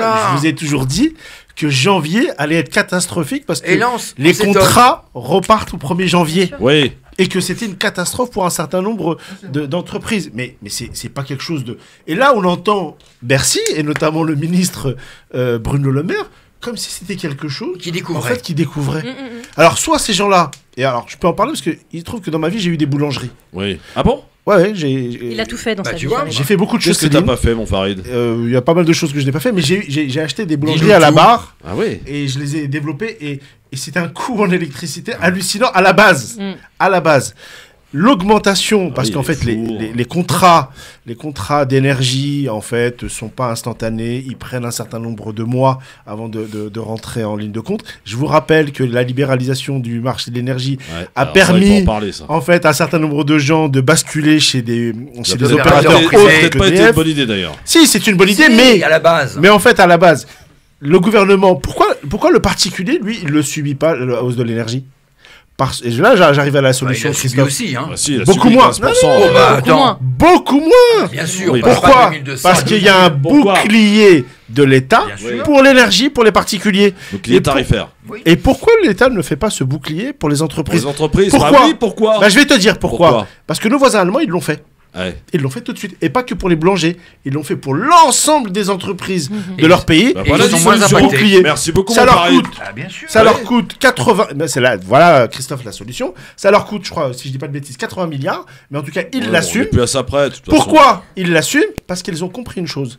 C'est qu'en fait, c'est le seul moyen de lutter dans ce moment de hausse exponentielle pour pouvoir maintenir une industrie dans leur pays. À défaut, et c'est ce qu'on va arriver en France, et je me demande si c'est pas une volonté aussi, c'est qu'en fait en France, on va faire disparaître un certain nombre de métiers et un certain nombre d'entreprises. Parce que là, on parle des boulangers, parce que c'est les premiers impactés, parce que c'est symbolique. Mais la réalité, bien sûr que c'est symbolique. C'est symbolique, mais la réalité, c'est que vous avez nombre d'entrprises et d'usines qui ne peuvent pas supporter. Pourquoi? Parce que les modèles économiques ne peuvent pas supporter une baguette à 3 €. C'est impossible. C'est impossible. Et donc, du coup... Même si on aime le bon pain. Mais oui, même si tu peux te la payer, tu en achèteras beaucoup moins, bien en réalité. Parce qu'il y a un prix psychologique en la matière. Et c'est là que et là, moi, je trouve ça très dangereux. Et j'ai ma petite idée sur le gouvernement, et notamment sur Bercy, c'est qu'ils se sont dit, et c'est le pari de beaucoup de pays, que le prix de l'énergie, en fait, en réalité, il a déjà commencé, va diminuer. Et en fait, il a déjà commencé à diminuer. Et en fait, ils se sont dit, on va attendre. Ça va peut-être pas être un Farid. Exactement. Or, aujourd'hui, moi, je mets au défi, parce que là, c'est là qu'on se aperçoit qu'ils n'ont jamais tenu de boulangerie ou d'entreprise de leur vie. Parce qu'au 15 janvier, vous avez l'URSSAF. Quand il te dit, on va prendre jusqu'à 20-40%. Mais comme l'a dit Céline, quand tu passes de 1002 À 12 000 euros. 20%, c'est même quoi 50%, en fait, ça change rien. Ton modèle économique n'est plus viable. Et donc, du coup, vous allez avoir des gens, parce que on appelle ça les énergéticiens, c'est ça ceux qui fournissent l'énergie. En réalité, par Bruno Le Maire. Eux, quand ils vont t'envoyer leurs huissiers ou les relances, Bruno Le Maire, il sera où? Il sera je vais te dire, tu as des gens qui vont malheureusement se donner la mort. Parce que ce sont des plans de vie. C'est des drames humains. C'est des drames humains. Oui. Et tu as comme l'a dit Céline tout à l'heure, tu as des villages et des villes qui vont être impactés. Déjà que c'est déjà assez compliqué dans les déserts ruraux, mais alors là, ça va être une catastrophe. Et là, moi, j'aime beaucoup mon Farid parce qu'il est dans la proposition et il propose des choses, Nicolas. Qu'est-ce que tu en penses? Le bouclier tarifaire pour tout le monde. Allez, mais bien sûr, on est un des seuls pays à ne pas l'avoir proposé pour les entreprises, les TPE. Il n'y a pas que les boulangers, il y a tous les commerçants, toutes les petites entreprises. Et aujourd'hui, les grandes entreprises, on a vu que William Serin a mis au chômage partiel, je crois, des centaines d'employés parce qu'aujourd'hui, on ne peut plus. Ils ne peuvent plus faire vivre le modèle économique. Voilà. Je l'ai dit ici sur ce plateau qu'il allait y avoir de la casse sociale à la rentrée 2023. Eh ben on y est. On y est. Céline, il va y avoir des drames humains. Oui, j'espère que non. On espère que non, mais malheureusement, effectivement, si c'est toute une vie qui s'écroule parce qu'on doit fermer son commerce, effectivement, ça va engendrer des dépressions, ça va engendrer des drames humains, ça va engendrer la destruction de familles. Et il y a une chose que tu as dit, Nicolas, et que sur laquelle je voudrais revenir. Effectivement, Bruno Le Maire lui dit oui, allez sur le portail, je sais pas quoi, gouv.fr, demandez une aide, etc. On arrive encore. Alors, ils sont capables de savoir combien. Avec l'impôt à la source, de savoir combien on déclare. Mais pour tout ce qui est prestations, que ce soit les prestations sociales ou autres, on est obligé de rentrer dans des démarches qui sont une catastrophe, que ce soit pour la CAF, où tu mets des heures, où tu es une galère. Ça, c'est des galères monstrueuses, c'est chronophage. Et c'est ça le non-recours au droit, en fait, en France. Il y a énormément de non-recours au droit. Les sociétés sont capables de nous retrouver, notamment pour les problèmes de TVA. Je le vois, ils nous passent même un coup de téléphone pour dire vous êtes en retard sur votre TVA, mais ils ne sont pas capables de passer un téléphone pour nous donner des aides. Et ça, c'est incroyable. Mais c'est la même démarche de l'État-administration, c'était la même démarche pour les vaccins. On disait souvent, mais pourquoi la caisse d'assurance maladie n'appelle pas les personnes âgées pour aller les choses dans un sens. C'est toujours le même problème de cette administration qui est toujours dans un sens. Toujours dans un sens. Ah, est-ce que ces boulangers-là, Farid, risquent de devenir les nouveaux gilets jaunes? Pas gilet jaune, mais par contre, ça va contribuer à radicaliser une partie de la société. Ça, c'est, à mon avis, c'est très clair. Inéluctable. Attention, les boulangers, ce sont des entrepreneurs. D'accord. C'est pas les gens qui sortaient dans les ronds-points, sur les ronds-points, etc. Bien sûr. Mais en fait, c'est une partie du déclassement de notre pays, en tout cas d'un certain nombre de territoires dans notre pays, qui va se perpétuer. Et là, à mon avis, ça va être très violent. Là, ça va être très violent. Ça peut être un élément déclencheur, moi, je pense. Avec une approche totalement différente. Laquelle ? D'abord parce que tout naît sur les réseaux sociaux, encore plus que pour les Gilets jaunes. Maintenant, les syndicats sont dépassés. Ce sont des collectifs. Il y a le collectif des conducteurs, souviens-toi, mon cher Christophe, pendant les vacances. Après, il y a eu le collectif des médecins libéraux. C'est pas des syndicats derrière. C'est des comptes Facebook qui se créent. Et là, maintenant, il y a le collectif des boulangers qui, là aussi... menace effectivement de faire grève et invite d'ailleurs, je crois, à manifester samedi ou dimanche prochain. Donc effectivement, la forme sera différente. Les collectifs sont en train de se créer et qui sont là, pas contrôlables parce qu'ils sont hors syndicat. Je rappelle d'ailleurs que les Gilets jaunes ont prévu, on en parlait avec David Ibensky, l'avocat des Gilets jaunes, lundi dans cette émission, la manifestation le 7 janvier. On ne connaît pas encore tout à fait le parcours, ça a été déposé en préfecture, c'est en négociation. Mais en tout cas, voilà, il va y avoir une première manifestation. Alors, on ne sait pas si ça va marcher. Hein. On ne sait pas si effectivement il va y avoir du monde dans les rues de Paris ou d'ailleurs. Si ça va prendre, parce que les Français sont aussi fatigués. Il y a la résignation. Ouais, voilà, exactement. Tu as choisi le bon mot. Voilà. Et je pense que les Français, là, en se faisant taper sur la gueule toutes les semaines, au bout d'un moment, tu n'as plus envie de sortir, je veux dire. Oui, mais on se fait ça. Avec une police ultra répressive quand même. C'est pas nouveau et néanmoins ça n'a pas décollé en septembre. Enfin, tu vois, moi je pense vraiment psychologiquement, les Français sont fatigués et ils ont envie de passer à autre chose et ils savent que en allant manifester, ils vont pas obtenir tout de suite gain de cause. Et donc, je ne sais pas si ils vont se dire le jeu en vaut la chandelle. Et là-dessus... le gouvernement parie sur ça, d'ailleurs. Ah bien sûr. La question aussi, c'est quel est l'impact de manifestations du week-end, comme on l'a pu le voir sur les Gilets jaunes, y compris quand il y a eu aussi des dégradations par rapport à un mouvement long de grève qui paralyserait le pays. Les Gilets jaunes, d'ailleurs, ont continué très longtemps après, d'ailleurs. Ah, bien sûr. Souvenez-vous, pendant des week-ends entiers. Ça s'est radicalisé après. Et ça s'est radicalisé. Et moi, je me souviens, qui rendez-vous tous les vendredis à la préfecture de police pour faire le point sur les manifs. Ouais. Et à chaque fois, ça descendait. On était à 5000, puis 300, puis 200. Il y a toujours eu un peu des gilets jaunes. Bon, jusqu'à l'été où après, ça s'est effectivement disparu totalement. Bon, on va voir en tout cas si effectivement ces boulangers effectivement qui sont impactés directement, et Farid en parlait bien avant évidemment, nous prévenons un petit peu de la rentrée de janvier qui risquerait d'être compliquée. Juste un petit mot, Christophe, Céline l'a soulevé, et c'est encore plus important dans les villages. Parce que nous, encore, une boulangerie qui ferme au coin de la rue, on en trouve à 400. Dans un village de 400 habitants, quand la seule boulangerie disparaît, qui fait en même temps salon de thé, qui fait en même temps... épicerie aussi, parce qu'il n'y a rien. Quand elle disparaît, c'est l'âme d'un village qui disparaît. 400 villageois qui ne peuvent pas chaque jour aller chercher le pain, discuter avec le voisin.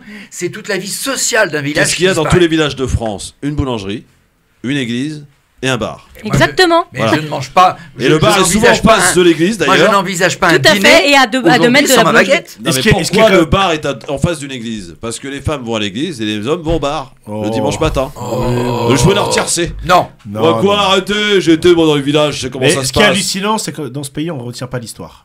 Tout à l'heure, hors antenne, Nicolas faisait référence à des cris sur la baguette. Sans remonter à la Révolution. Tout à fait. Et la notion de pain est fondamentale, c'est symbolique. Et je trouve ça hallucinant qu'un gouvernement joue avec ça, en fait. Et ne prennent pas conscience de ce que ça peut enclencher. Ils s'en aperçoivent très tard. C'est incroyable. Je pense que certains sont vraiment déconnectés de la réalité. Oui, on a des gens au gouvernement, et peut-être le président en premier lieu, qui est déconnecté. Je pense que le président est aujourd'hui déconnecté. On dit toujours ça du second mandat d'un président de la République. Mais là, je pense qu'il est complètement déconnecté. Hollande, il n'a pas eu besoin d'un deuxième mandat pour être déconnecté. Mais je pense que c'est au-delà. Il est parti en scooter. Non, mais c'est au-delà du président. Oui. Son entourage, ses conseillers. Non, mais au-delà de la politique, même, je pense dans la haute administration, je pense qu'il y a un certain nombre de gens qui sont... C'est encore la haute administration qui dirige ce pays. Et ça, c'est un problème. Et on voulait que ça s'arrête avec Macron, et Macron a encore renforcé... Non, ça ne pouvait pas s'arrêter avec Macron. Le seul qui pouvait faire quelque chose, mais il s'en est mordu les doigts, c'était Sarkozy. Ah oui. Ah ben oui, d'accord. Parce qu'il est lui-même non issu de la technostructure. Il s'est pas mordu que les doigts d'ailleurs. Bon, il a 6 mois, il a fait marcher. Il s'est mordu quoi, Christophe? Les coups de gueule et les coups de cœur sur France Maghreb 2.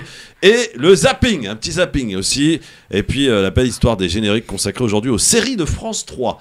Ah, ça va vous rappeler des souvenirs. Ça existe encore. Oui, France 3, monsieur, c'est la chaîne des retraités, mais quand même. Bon, d'accord, c'est pour ça que j'écoute pas. C'est bientôt la tienne, mon Nico. Restez avec nous. Sur France Maghreb 2, à tout de suite. Restez avec nous. Le Grand Forum revient dans un instant sur France Maghreb 2. Le Grand Forum. Sur France Maghreb 2, le Grand Forum, tous les jours, de 16h à 18h. Merci d'être avec nous et en direct. Bien entendu, avec aujourd'hui autour de cette table, Céline Bory, journaliste, Nicolas Jeannetet, adjoint au maire du 15e arrondissement de Paris, directeur des centristes, mais aussi porte-parole du groupe Changer Paris au Conseil de Paris, Farid Tamsamani, enseignant, et également dans l'intelligence économique, et aussi de l'association Banlieue Plus et nos quartiers, vice-président, c'est ça? Je m'arrête. Ah, pas du tout. Non, président. Non, pas du tout. Porte-parole, t'es quoi? Moi, je suis porte-parole et le président fondateur, c'est Nadir Kaya. Qu'on salue, que j'embrasse, mon Nadir. Que ça fait longtemps que j'ai pas vu d'ailleurs, mon Nadir. Allez, place au zapping. Je crois que vous avez certaines choses à me dire. Vous alliez le faire gagner parce que c'est notre projet. Et c'est insupportable, enfin, votre attitude. Mais enfin, ça va pas. Il faut que la police tire à balles réelles dans ces cas-là. Ne pas s'asseoir sur une chaise rouge parce que le rouge serait la couleur du diable. J'ai grandi et baigné dans l'islam. El Hamdou, je le connais par cœur. D'accord. Ça va. C'est insupportable votre attitude sur les plateaux de télévision. Je vous demande de vous arrêter. Je vous demande de vous arrêter. Vous croyez qu'ils oseraient venir ici? Bon, ça ose tout. J'aime le zapping juste pour le jingle. Ah, j'adore ton jingle. Ah, j'aime beaucoup le jingle, je suis assez fier de moi pour le coup. Alors, premier extrait. Je voudrais pas spoiler, mais Céline ne commentera pas ce qu'on va écouter. C'est Omar Sy qui a été invité hier de Quotidien par Yann Barthès, évidemment, et il répond évidemment à la polémique et de sa petite phrase donc qu'il a eue concernant le fait, il le dit d'ailleurs, de s'interroger sur le fait que on s'offusque sur l'Ukraine, mais on s'intéresse beaucoup moins à ce qui se passe en Afrique, les guerres en Afrique. On a un petit peu sorti évidemment les propos du contexte de la longue interview de Omar Sy. On lui a posé la question, voici ce qu'il a répondu hier au micro de Quotidien. On essaye de dire autre chose, on essaye de faire un nuage de fumée autour de la promotion de ce film, mais Ce qui est clair, c'est pas ce que je dis qu'on attaque, Yann. C'est moi.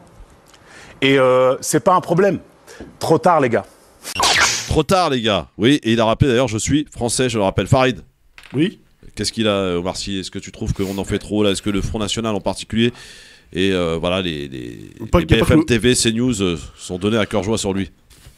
Oui, je trouve qu'en fait, il s'en prend un peu de manière un peu injuste sur la polémique. Alors, ça fait une publicité. Il sort un film aujourd'hui, d'ailleurs. Pour le film, et j'invite. Voilà, je suis pas sûr qu'il soit de bonne facture, mais il faut aller le voir quand même. Oui. Ça s'appelle comment d'ailleurs? Tu peux pas être. Tirailleurs. Tirailleurs, ouais. Non, parce que c'est un vrai sujet, les tirailleurs sénégalais. Bien sûr. D'accord. C'est un drame pour les familles. Oui. Il faut aller le voir pour le critiquer. Pas que sénégalaises d'ailleurs, puisque les tirailleurs... Marocains? Non, les tirailleurs, c'était les goumiers marocains. Les tirailleurs sont sénégalais, mauritaniens et maliens. Mais essentiellement sénégalais, si je dis pas de bêtises. Oui, tu as raison. Et les Marocains, c'était des goumiers, c'était différent. Et je rappelle que ce sont des hommes qui ont permis et qui ont contribué à un certain nombre de conflits pour la France, notamment la Première, la Seconde Guerre mondiale, et également l'Indochine. Et ce sont des grands oubliés de notre politique, notamment sur les anciens combattants, faut le dire. Il y a eu des efforts qui avaient été faits par Jacques Chirac, si je ne dis pas de bêtises. François Hollande, qui a reconnu le travail d'une ancienne élue, si je ne dis pas de bêtises, de Bondy, du Parti Socialiste. Aïssata Seck. Voilà, exactement. Merci Céline. Qui a fait un travail extraordinaire, jusqu'à dernièrement encore. Tout à fait. Et donc, du coup... On peut saluer Omar Sy, parce qu'on critique très souvent des gens issus des quartiers ou issus de ces territoires-là, lorsqu'ils réussissent d'une certaine manière, parfois, oublier de là où ils viennent, etc. Là, ils contribuent, ils financent, parce qu'il faut dire les choses telles qu'elles sont. Là où je dis un petit bémol, c'est qu'en fait, c'est toujours un peu compliqué, parce qu'en fait, c'est une fiction. Il nous fait une fiction sur des faits historiques. Lorsque tu ne t'entoures pas d'historiens, notamment, c'est toujours un peu plus délicat. Mais en tout cas, pour revenir à la polémique, elle est très injuste. Elle est clairement... Il a raison, Omar Sy, quand il dit... quand ils attaquent, quand ils essaient d'attaquer et de faire la mauvaise pub au film, c'est à moi qu'ils s'attaquent. Non, mais il a raison. Il y a un problème Omar Sy. Il y a un problème Omar Sy dans ce pays. Ouais. Oui. Il y a un problème Omar Sy par rapport à ce qu'il représente. Oui. Bah toi, tu nous en parleras dans un instant. Non, alors, je suis un peu plus nuancé. Je suis pas sûr qu'il représente quoi que ce soit. Parce que lorsqu'on est multimillionnaire et qu'on vit à Los Angeles, je suis pas sûr que tu sois très Ça, c'est l'argument des RN. C'est pas un argument des RN, c'est réalité, c'est factuel. Il se paye du pognon là-bas. Ça reste néanmoins un Français descendant de l'immigration. C'est pas une critique de ma part, le fait qu'il vive aux États-Unis, tant mieux. Et je trouve ça moi très bien, je l'ai dit juste avant, je trouve ça très bien justement qu'il ramène ce sujet sur le débat. Je trouve ça hallucinant qu'il n'ait pas été fait beaucoup plus tôt. D'accord ? C'est là qu'on a beaucoup de chemin encore à parcourir dans notre pays. Et je terminerai sur la polémique. En réalité, ce qui était polémique, c'est son interview aux Parisiens. Tout à fait. Absolument. Et il faut la lire dans son contexte. Et il faut la lire dans son contexte, etc. Ouais. Et c'est là le reproche que moi je peux faire oui.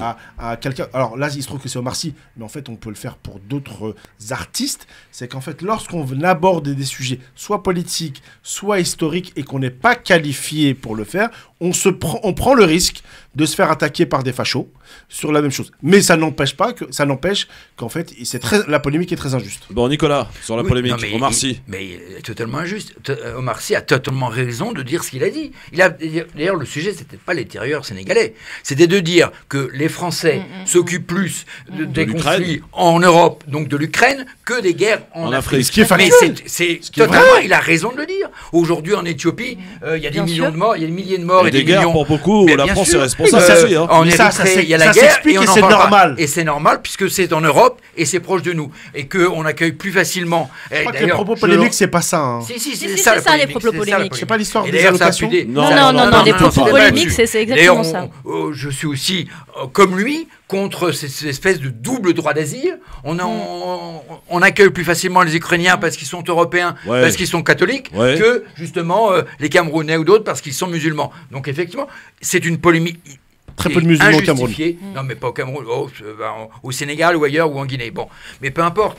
Il a raison, il avait raison de le dire, c'était factuel, et donc il n'y avait pas à polémiquer là-dessus. Après, le fait qu'il soit à Los Angeles, mais très bien. Il a gagné de l'argent, très bien. En plus, il représente la France à Los Angeles, très bien.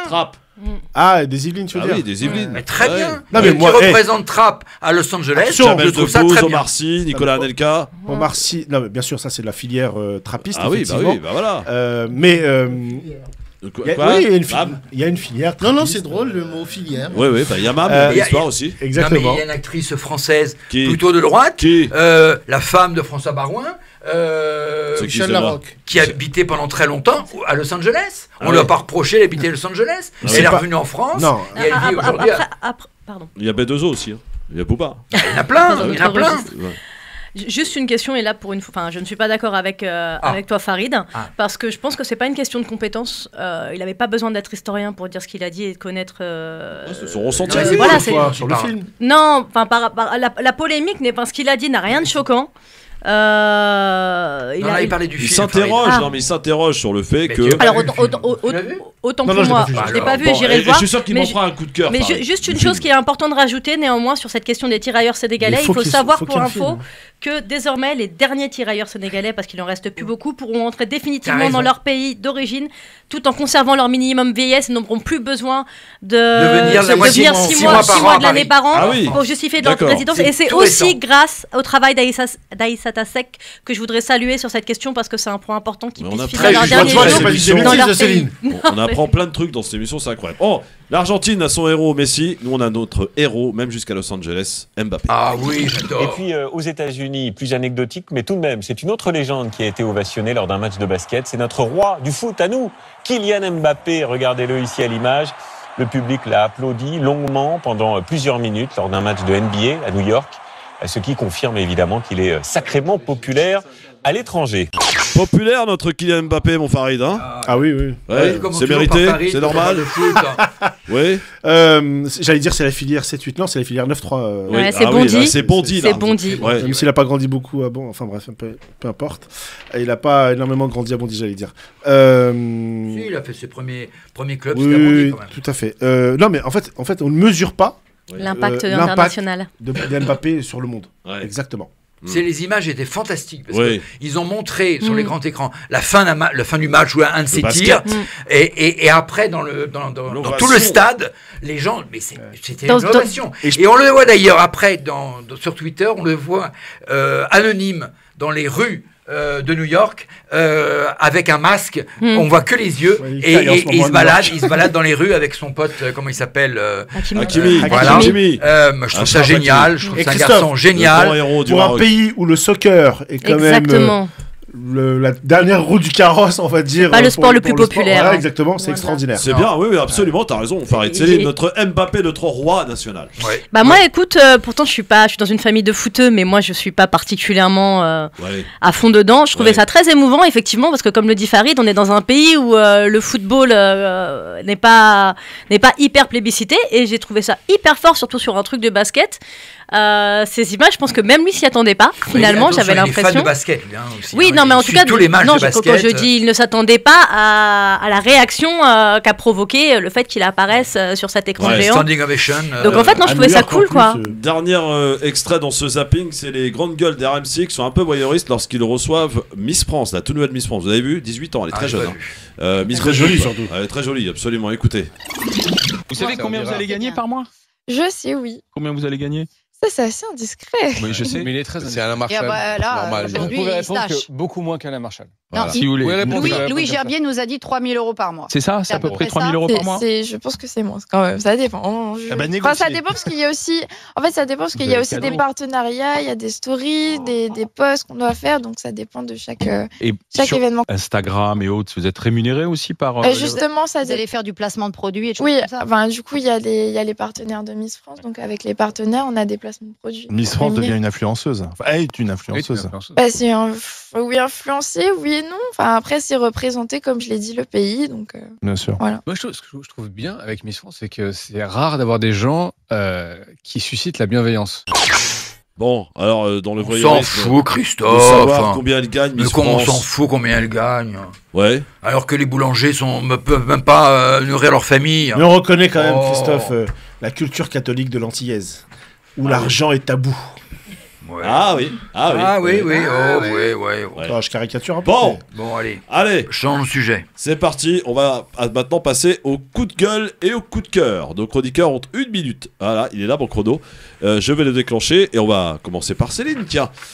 Céline qui va revenir. Comment? Ça va trop. Mais attends, il est pas parti le compteur. Non, pas encore. Attends, calmez-vous. Tu nous stresses, Christophe. Qui va nous livrer. Alors, c'est un coup de gueule et un coup de cœur. D'abord. C'est un coup de gueule et on vient d'en parler, c'est par rapport à le... Attends, Pardon. Ne spoil pas comme ça. Mais c'est très... Oh là là, on est stressé là. Coup de gueule donc de Céline Bory. Ouais. Je déclenche le chrono et tu as 1 minute. Si t'as pas fini, je coupe, hein, je te préviens. D'accord, attention, on c'est y comme va. dans Fort Boyard. Absolument. 3, 4, c'est parti, on y va. Alors mon coup de gueule, on vient d'en parler, c'est effectivement sur la polémique Omar Sy. Polémique qui a pris de l'ampleur sur les réseaux sociaux où il y a toute la fachosphère qui s'en est pris à l'acteur et à laquelle il a répondu. Effectivement, je suis d'accord avec lui, il n'a pas à répondre à ce genre d'attaque. Moi, je pense qu'Omar Sy, il est attaqué par rapport à ce qu'il représente, à savoir un homme noir issu de banlieue et qui a réussi. Et qu'il y a quelques jours, quelques semaines, on a eu des propos dégueulasses qui ont été déversés par Michel Houellebecq, qui n'ont pas fait autant polémique que ce que dit légitimement Omar Sy, à savoir oui, on a pris en charge et on s'est occupé d'Ukrainiens alors qu'il y a des guerres qui se passent, et ce qui est très bien en soi, mais il y a des guerres qui se passent en Afrique ou pas très loin non plus, sur lesquelles on rejette des migrants et des exilés.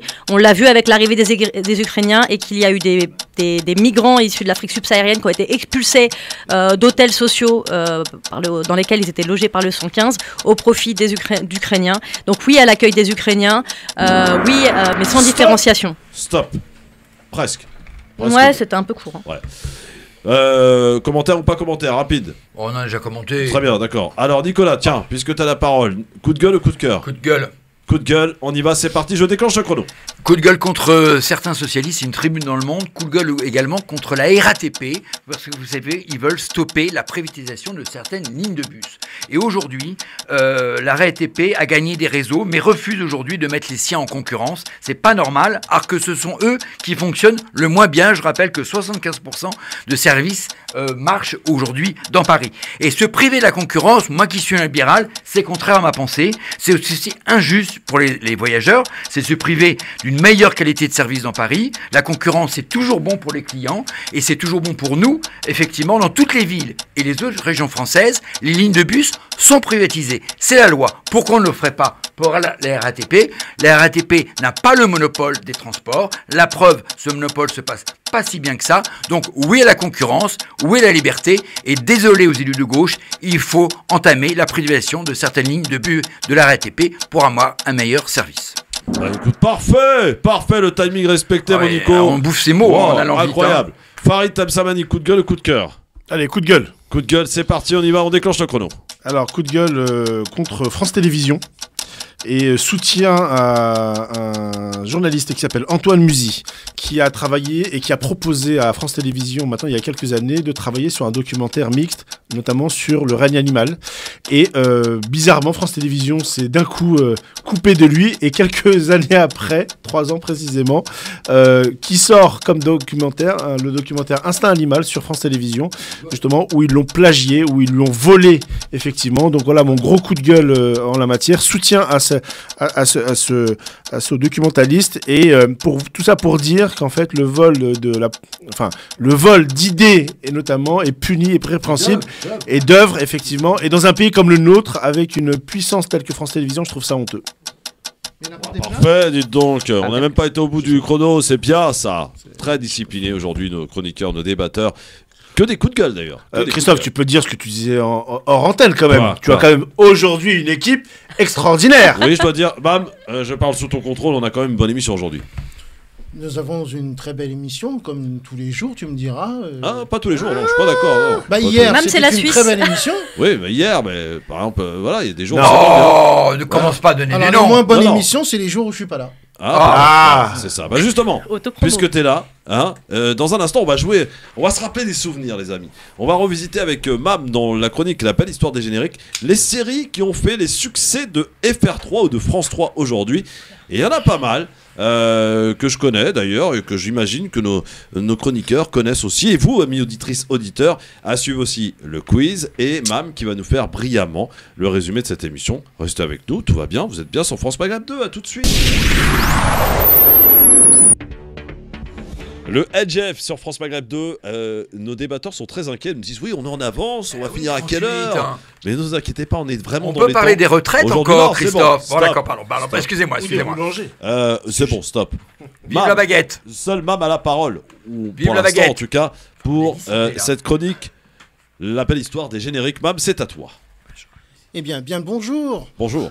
Bonjour à toutes et à tous. Eh bien, du coup, c'est la belle histoire des génériques, oui, consacrée depuis plus d'une semaine au 50e anniversaire de la naissance de la 3e chaîne couleur de l'ORTF, 31 décembre 1972, auquel d'ailleurs France 3 n'a fait aucune allusion. On reparle de France Télévisions, c'est une bonne allusion, une bonne transition avec ce que disait Farid il y a quelques instants. Et après avoir parlé de beaucoup de sujets, du cinéma, des magazines, des sports, de l'info, des émissions jeunesse, l'émission jeunesse qui était particulièrement réussie d'ailleurs, et on a parlé du sport, et hier, il y avait Salah Amouri, donc c'était pas possible. Donc aujourd'hui, nous allons parler des séries diffusées sur France 3 depuis 1973. Et tout le monde peut jouer, hein. On y va, on déclenche ? C'est parti. C'est parti, première série. Ah, merci. Tu connais quand même. Rick Hunter ? Non. Quoi ? Ah non. Ah oui. Les drôles de... Non. Steve McGarrett. Mam. Hawaii, police d'État. Ah oui. Ah oui. Diffusé pour la première fois sur la 3e chaîne le 15 juillet 1973. J'étais pas né. Moi non plus. Moi non plus. Alors celui-là, je vous sèche tous. Attends, laisse-nous écouter. Attends. C'est joli en plus. Un peu de douceur dans ce monde de brut. Non. Première diffusion le 17 décembre 1974 sur la 3e chaîne, puis sur FR3 en 75. Paul et Virginie. Avec Véronique Jeannot. Ah, j'adorais. Ça me dit quelque chose. Un grand classique.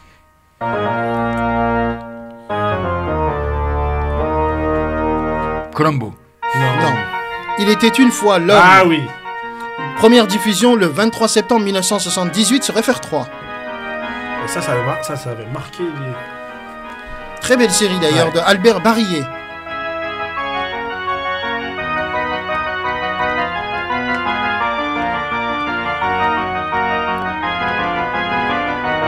Le suivant, ça va mettre d'accord tout le monde. Benny Hill. Bah oui. Bonne réponse. Bonne réponse, Céline. Le Benny Hill Show. Première diffusion sur FR3 le 14 septembre 1980 jusqu'en an 2000. Sérieux ? Ah, c'était bien, hein. C'était marrant. Dimanche soir. C'était pas mal. Avec ces petites images là, en accéléré là. Ces petites courses. Ça a toujours été le dimanche soir ? Toujours le dimanche soir à 20h10 sur FR3. 20h10. Je pensais que c'était en fin de carrière. C'est toi qui es en fin de carrière, oui. C'est possible. J'aimerais beaucoup. Très court. Un palmier et un personnage. Coco Shaker, 1981. Ça, je connais pas. Pas non plus. Même pas de nom.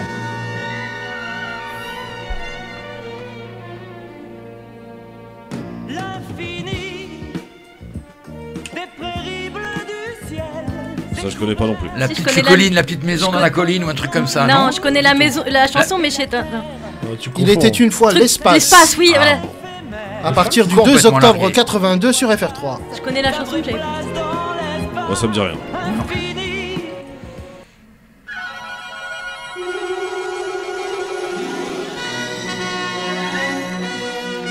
Farid, enfin.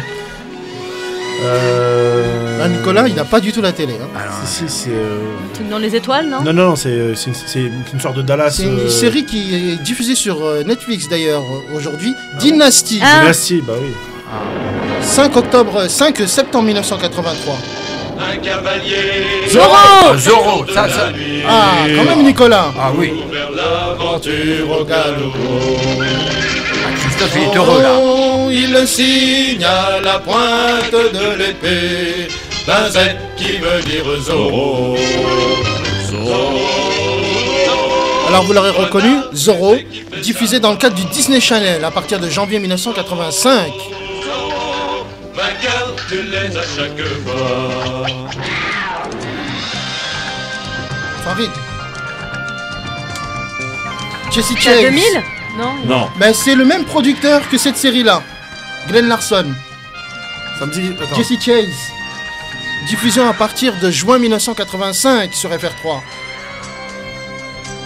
L'homme L'homme qui valait 3 milliards. qui se transforme en animal. Spider, en araignée. Manimal Manimal. Bonne Ah réponse, oui, Céline. Bravo. Bravo.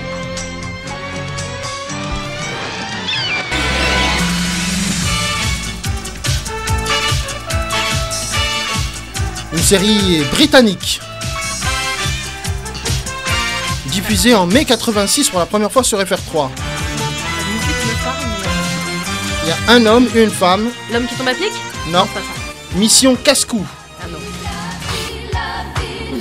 Il était une fois la vie. Absolument. Bravo, Céline. Très bon dessin animé Diffusion à partir du 18 septembre 1987. qui a bercé tout le monde. Première diffusion sur Canal+, puisque Canal+ a participé à sa production.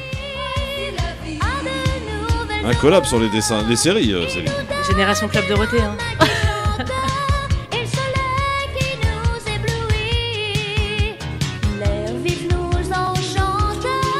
Chanté par Sandra Kim, vainqueur de l'Eurovision, vainqueur avec un E de l'Eurovision 87 pour la Belgique.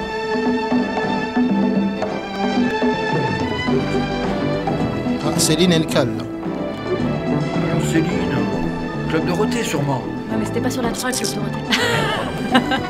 Bam. Flamingo Road. Je connais pas.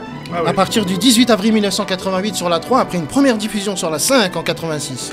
Je connais pas. C'était un petit succès quand même. Oui. Petit succès. Rapide aussi. Alors celle-là, si vous la trouvez, vous êtes fort. La voici. L'émission religieuse.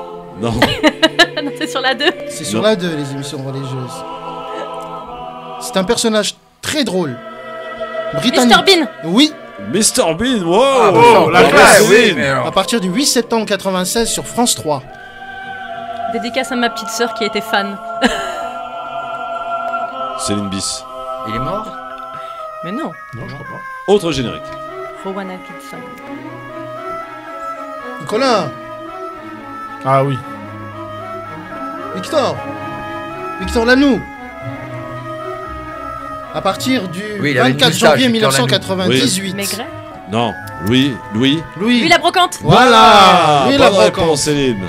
Donc 24 janvier 1998 sur France 3. Et il nous en reste deux. Deux dernières. Deux dernières.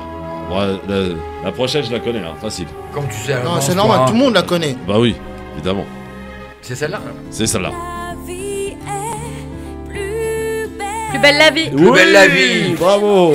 Voilà, Il Plus s'est belle la arrêté vie. d'ailleurs, pas d'année. J'ai jamais vu plus 30 belle la août vie. 2004, 18 novembre dernier, 2022. Les aventuriers du Mistral de Marseille. Dédicace à nos amis marseillais. Exact.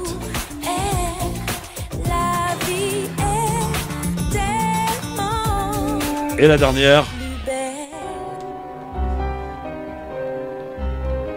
Ça fait partie des polars célèbres sur France 3. D'Éric Non. Non. On aurait pu d'ailleurs d'Éric. J'ai pas mis. J'ai pas mis. Ouais. Je connais d'Éric. J'ai pas mis. Je me suis censuré. C'est pour sur faire la France sieste. 2 d'Éric. Pour Oui, faire la c'était sur sieste. France 2 aussi. Mais Voilà, France 3 c'est aussi. Maigret, non Mais là, c'est un commissaire. Non, mais c'est un lequel commissaire. Commissaire Maigret. Non. Commissaire Fernand II. Fernand II. Un grand personnage de l'histoire qui s'appelle Fernand II. Deux. Tom Samani. Non. Non. Commissaire Magellan.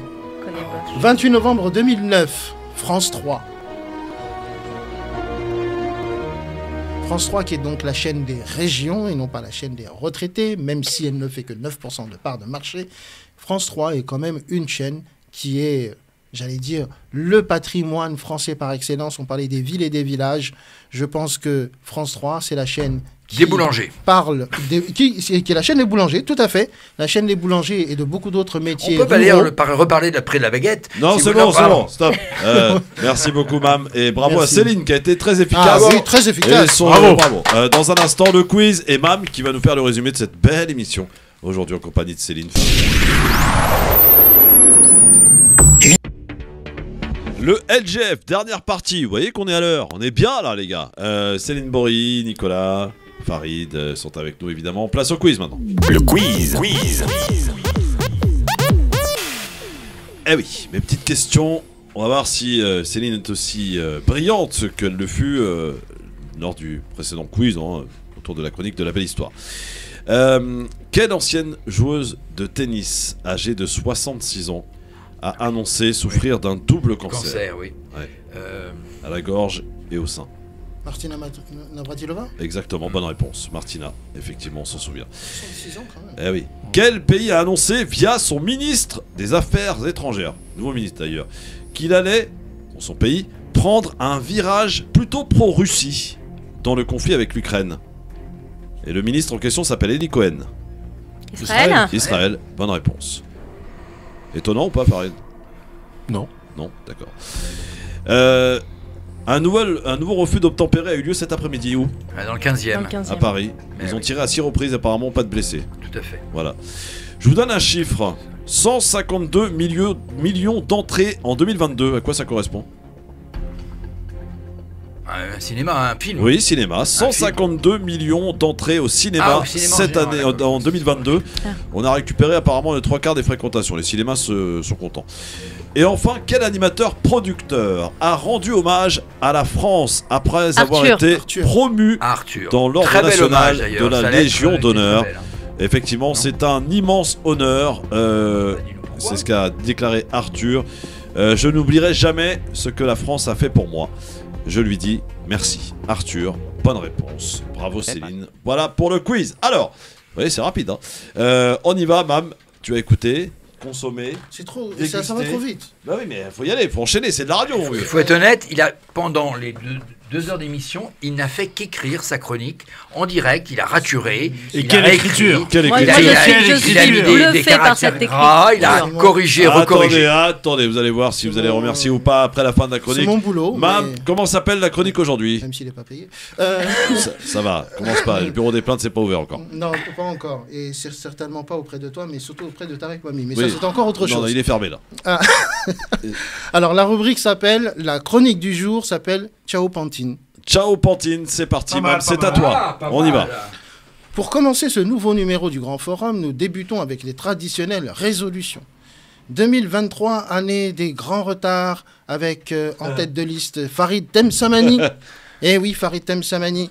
16h08, l'élégance des Bahamas, car sa morphologie correspondait au cadre idyllique de la mer Caraïbe, histoire d'affronter l'année nouvelle qui le verra battre en retraite et pas battre le pavé pour sauver le système de retraite français.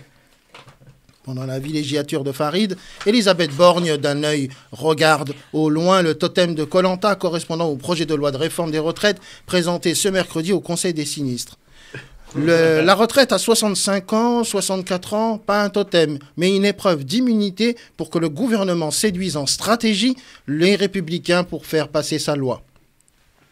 Alors, on nous dit qu'il faut 43 annuités pour espérer, comme Christophe, avoir une retraite à taux plein, pardon. Christophe, tu l'as fait à deux reprises. Christophe pense à sa retraite car être animateur radio sur France Maghreb 2 est un métier dur. Oh oui. Surtout la pénibilité de s'imposer face à Tarek Mami. Annuité plus pour retraiter moins. Battre en retraite va être de plus en plus dur, comme c'est le cas pour Nicolas Jeannetet et Céline Bory, qui battent le rappel du retard avec une arrivée respectivement à 16h19 et 16h18. Et pour Céline, c'était une performance tout à fait extraordinaire, puisqu'un atelier s'est annulé à Corbeil et sonne à France Maghreb. Bienvenue à elle. Waouh, joli. Wow, bravo. Il est formidable. Oui. Alors, vous me direz qu'il faudra bientôt 43 minuités pour les deux retardataires pour espérer vous retirer dignement du Grand Forum, mais nous tiendrons compte de la pénibilité du transport à cause de Jean Castex replacé. Et comme d'habitude, quid de la retraite des femmes qui ont des carrières hachées ou éduquent leurs enfants? La réforme des retraites n'était pas urgente, mais apparemment il y a le feu au lac à la maison Renaissance, mais permettez-moi de regarder ailleurs. Ailleurs, c'est-à-dire en Chine, où la porte nawak est de rigueur sur les questions sanitaires, la Chine n'a pas d'immunité collective, comme nous a dit notre ami Farid des Bahamas, et a perdu 2 ans, presque 3, avec une stratégie incompréhensible, mais des conséquences tragiques, et normalement, tranquillement, l'Europe prend des précautions minimales pour dire « halte là !» aux Chinois, avant la halte garderie de nos campings vides. Quant aux autorités chinoises, elles se fâchent et réfléchissent à des actions coercitives en réponse aux autotests aux frontières. Autant la Chine est le berceau du Covid à sa place Tiananmen, mais en France, ton virus n'est pas mienne, c'est la tienne. Chacun sa place. Allez, je zappe. Nicolas Janté, ne connaissant pas ces classiques, je zappe ou je mate, pas si, mais Céline zappe et mate en commentant les nominations de Gérald Moussa Darmanin et ses préfabriqués de préfets. On mate les Chinois, mais on zappe leur vaccin. Je ne suis pas un pantin, une pantine. Mais ce mauvais coup de com', j'en parlerai tout à l'heure. Bien mauvais hommage à la baguette française quand nos amis boulangers n'ont pas de quoi gagner leur pain en vendant leur pain, confrontés aux sommes astronomiques de leurs factures d'électricité. Bruno le col roulé répond à cela un guichet pour mieux aguicher les fabricants de la pâtisserie, le financier. Moins 20% sur les factures, on aurait dit Michel-Édouard Leclerc, ministre des Finances, et report des charges fiscales et patronales pour qu'elles reviennent en boomerang pour nos industriels plus tard. Et vous verrez, Joe l'arnaque ne sera pas loin. Les restaurateurs, les blanchisseries, les salles de bowling, Tarek Mami et France Maghreb 2 qui pour cette dernière éteint une lampe de sobriété énergétique, je la vois, de studio. Le bouclier de Jules Jupiter César ne suffira pas. La casse sociale ne fait que commencer malheureusement. Tout le monde va pleurer chez Hanouna. Les journalistes de CNews préparent la bile haineuse et engendreront des divisions, des drames, des révoltes et le seul résultat de nos villages. Comme dans nos villes, oui, en fait il y en a 2 je crois. Donc je sais même plus où est-ce que j'en suis au niveau du texte. Hein. Donc, résultat de nos villages et de nos villes, un gouvernement qui bat en retraite permanente pour éviter un coup d'État populaire en gilet de toutes les couleurs. Affaire à suivre de très près. Place au zapping avec mon frère Omar Sy qui répond dignement aux critiques extrémistes visant sa réussite flamboyante, masquant le travail de mémoire du film Tirailleurs. L'interview du Parisien fut claire et limpide et ne souffre d'aucune polémique. C'est un citoyen qui s'interroge mais ne s'indigne pas. La dignité, lui, il connaît, contrairement à d'autres. Autre fierté nationale, Kylian Mbappé aux États-Unis, triomphal sur les terrains de basket, standing ovation mérité. Céline, la France a choisi la reine. Miss France, guadeloupéenne, plus Guada que Loupé de par sa beauté, mais qui a refusé de livrer son salaire aux grandes gueules. Normal. Allez, on zappe. Place au coup de cœur et au coup de gueule, plus de coups de gueule avec Jeanneté et son coup de canif à la RATP, Céline sur la polémique Omar Sy et Farid sur le vol de la propriété intellectuelle. Le Français n'est décidément jamais content. Après la belle histoire des génériques, spéciale série de la 3, je me suis permis de revenir sur un coup de gueule, mais sur un coup de gueule minable. Quand le ridicule ne tue pas, quand lancé à toute vitesse, la démagogie de la connerie la plus assumée, imaginez, Pantin est devenu Pantine. Choisis le roi, choisis la reine, ça n'existera pas, en tout cas pas tout de suite. Mais imaginez pour d'autres communes. Oui. Hein ? Ce serait formidable. Par exemple. Juan Lépin. Juan Lépine. Voilà. Ouais, j'adore. Pas mal. Si vous prenez Béziers. Béziers. Béziers, c'est vrai que ça fait pas très glamour. Ouais. Ou si vous prenez Roubaix. Roubine. Ah non.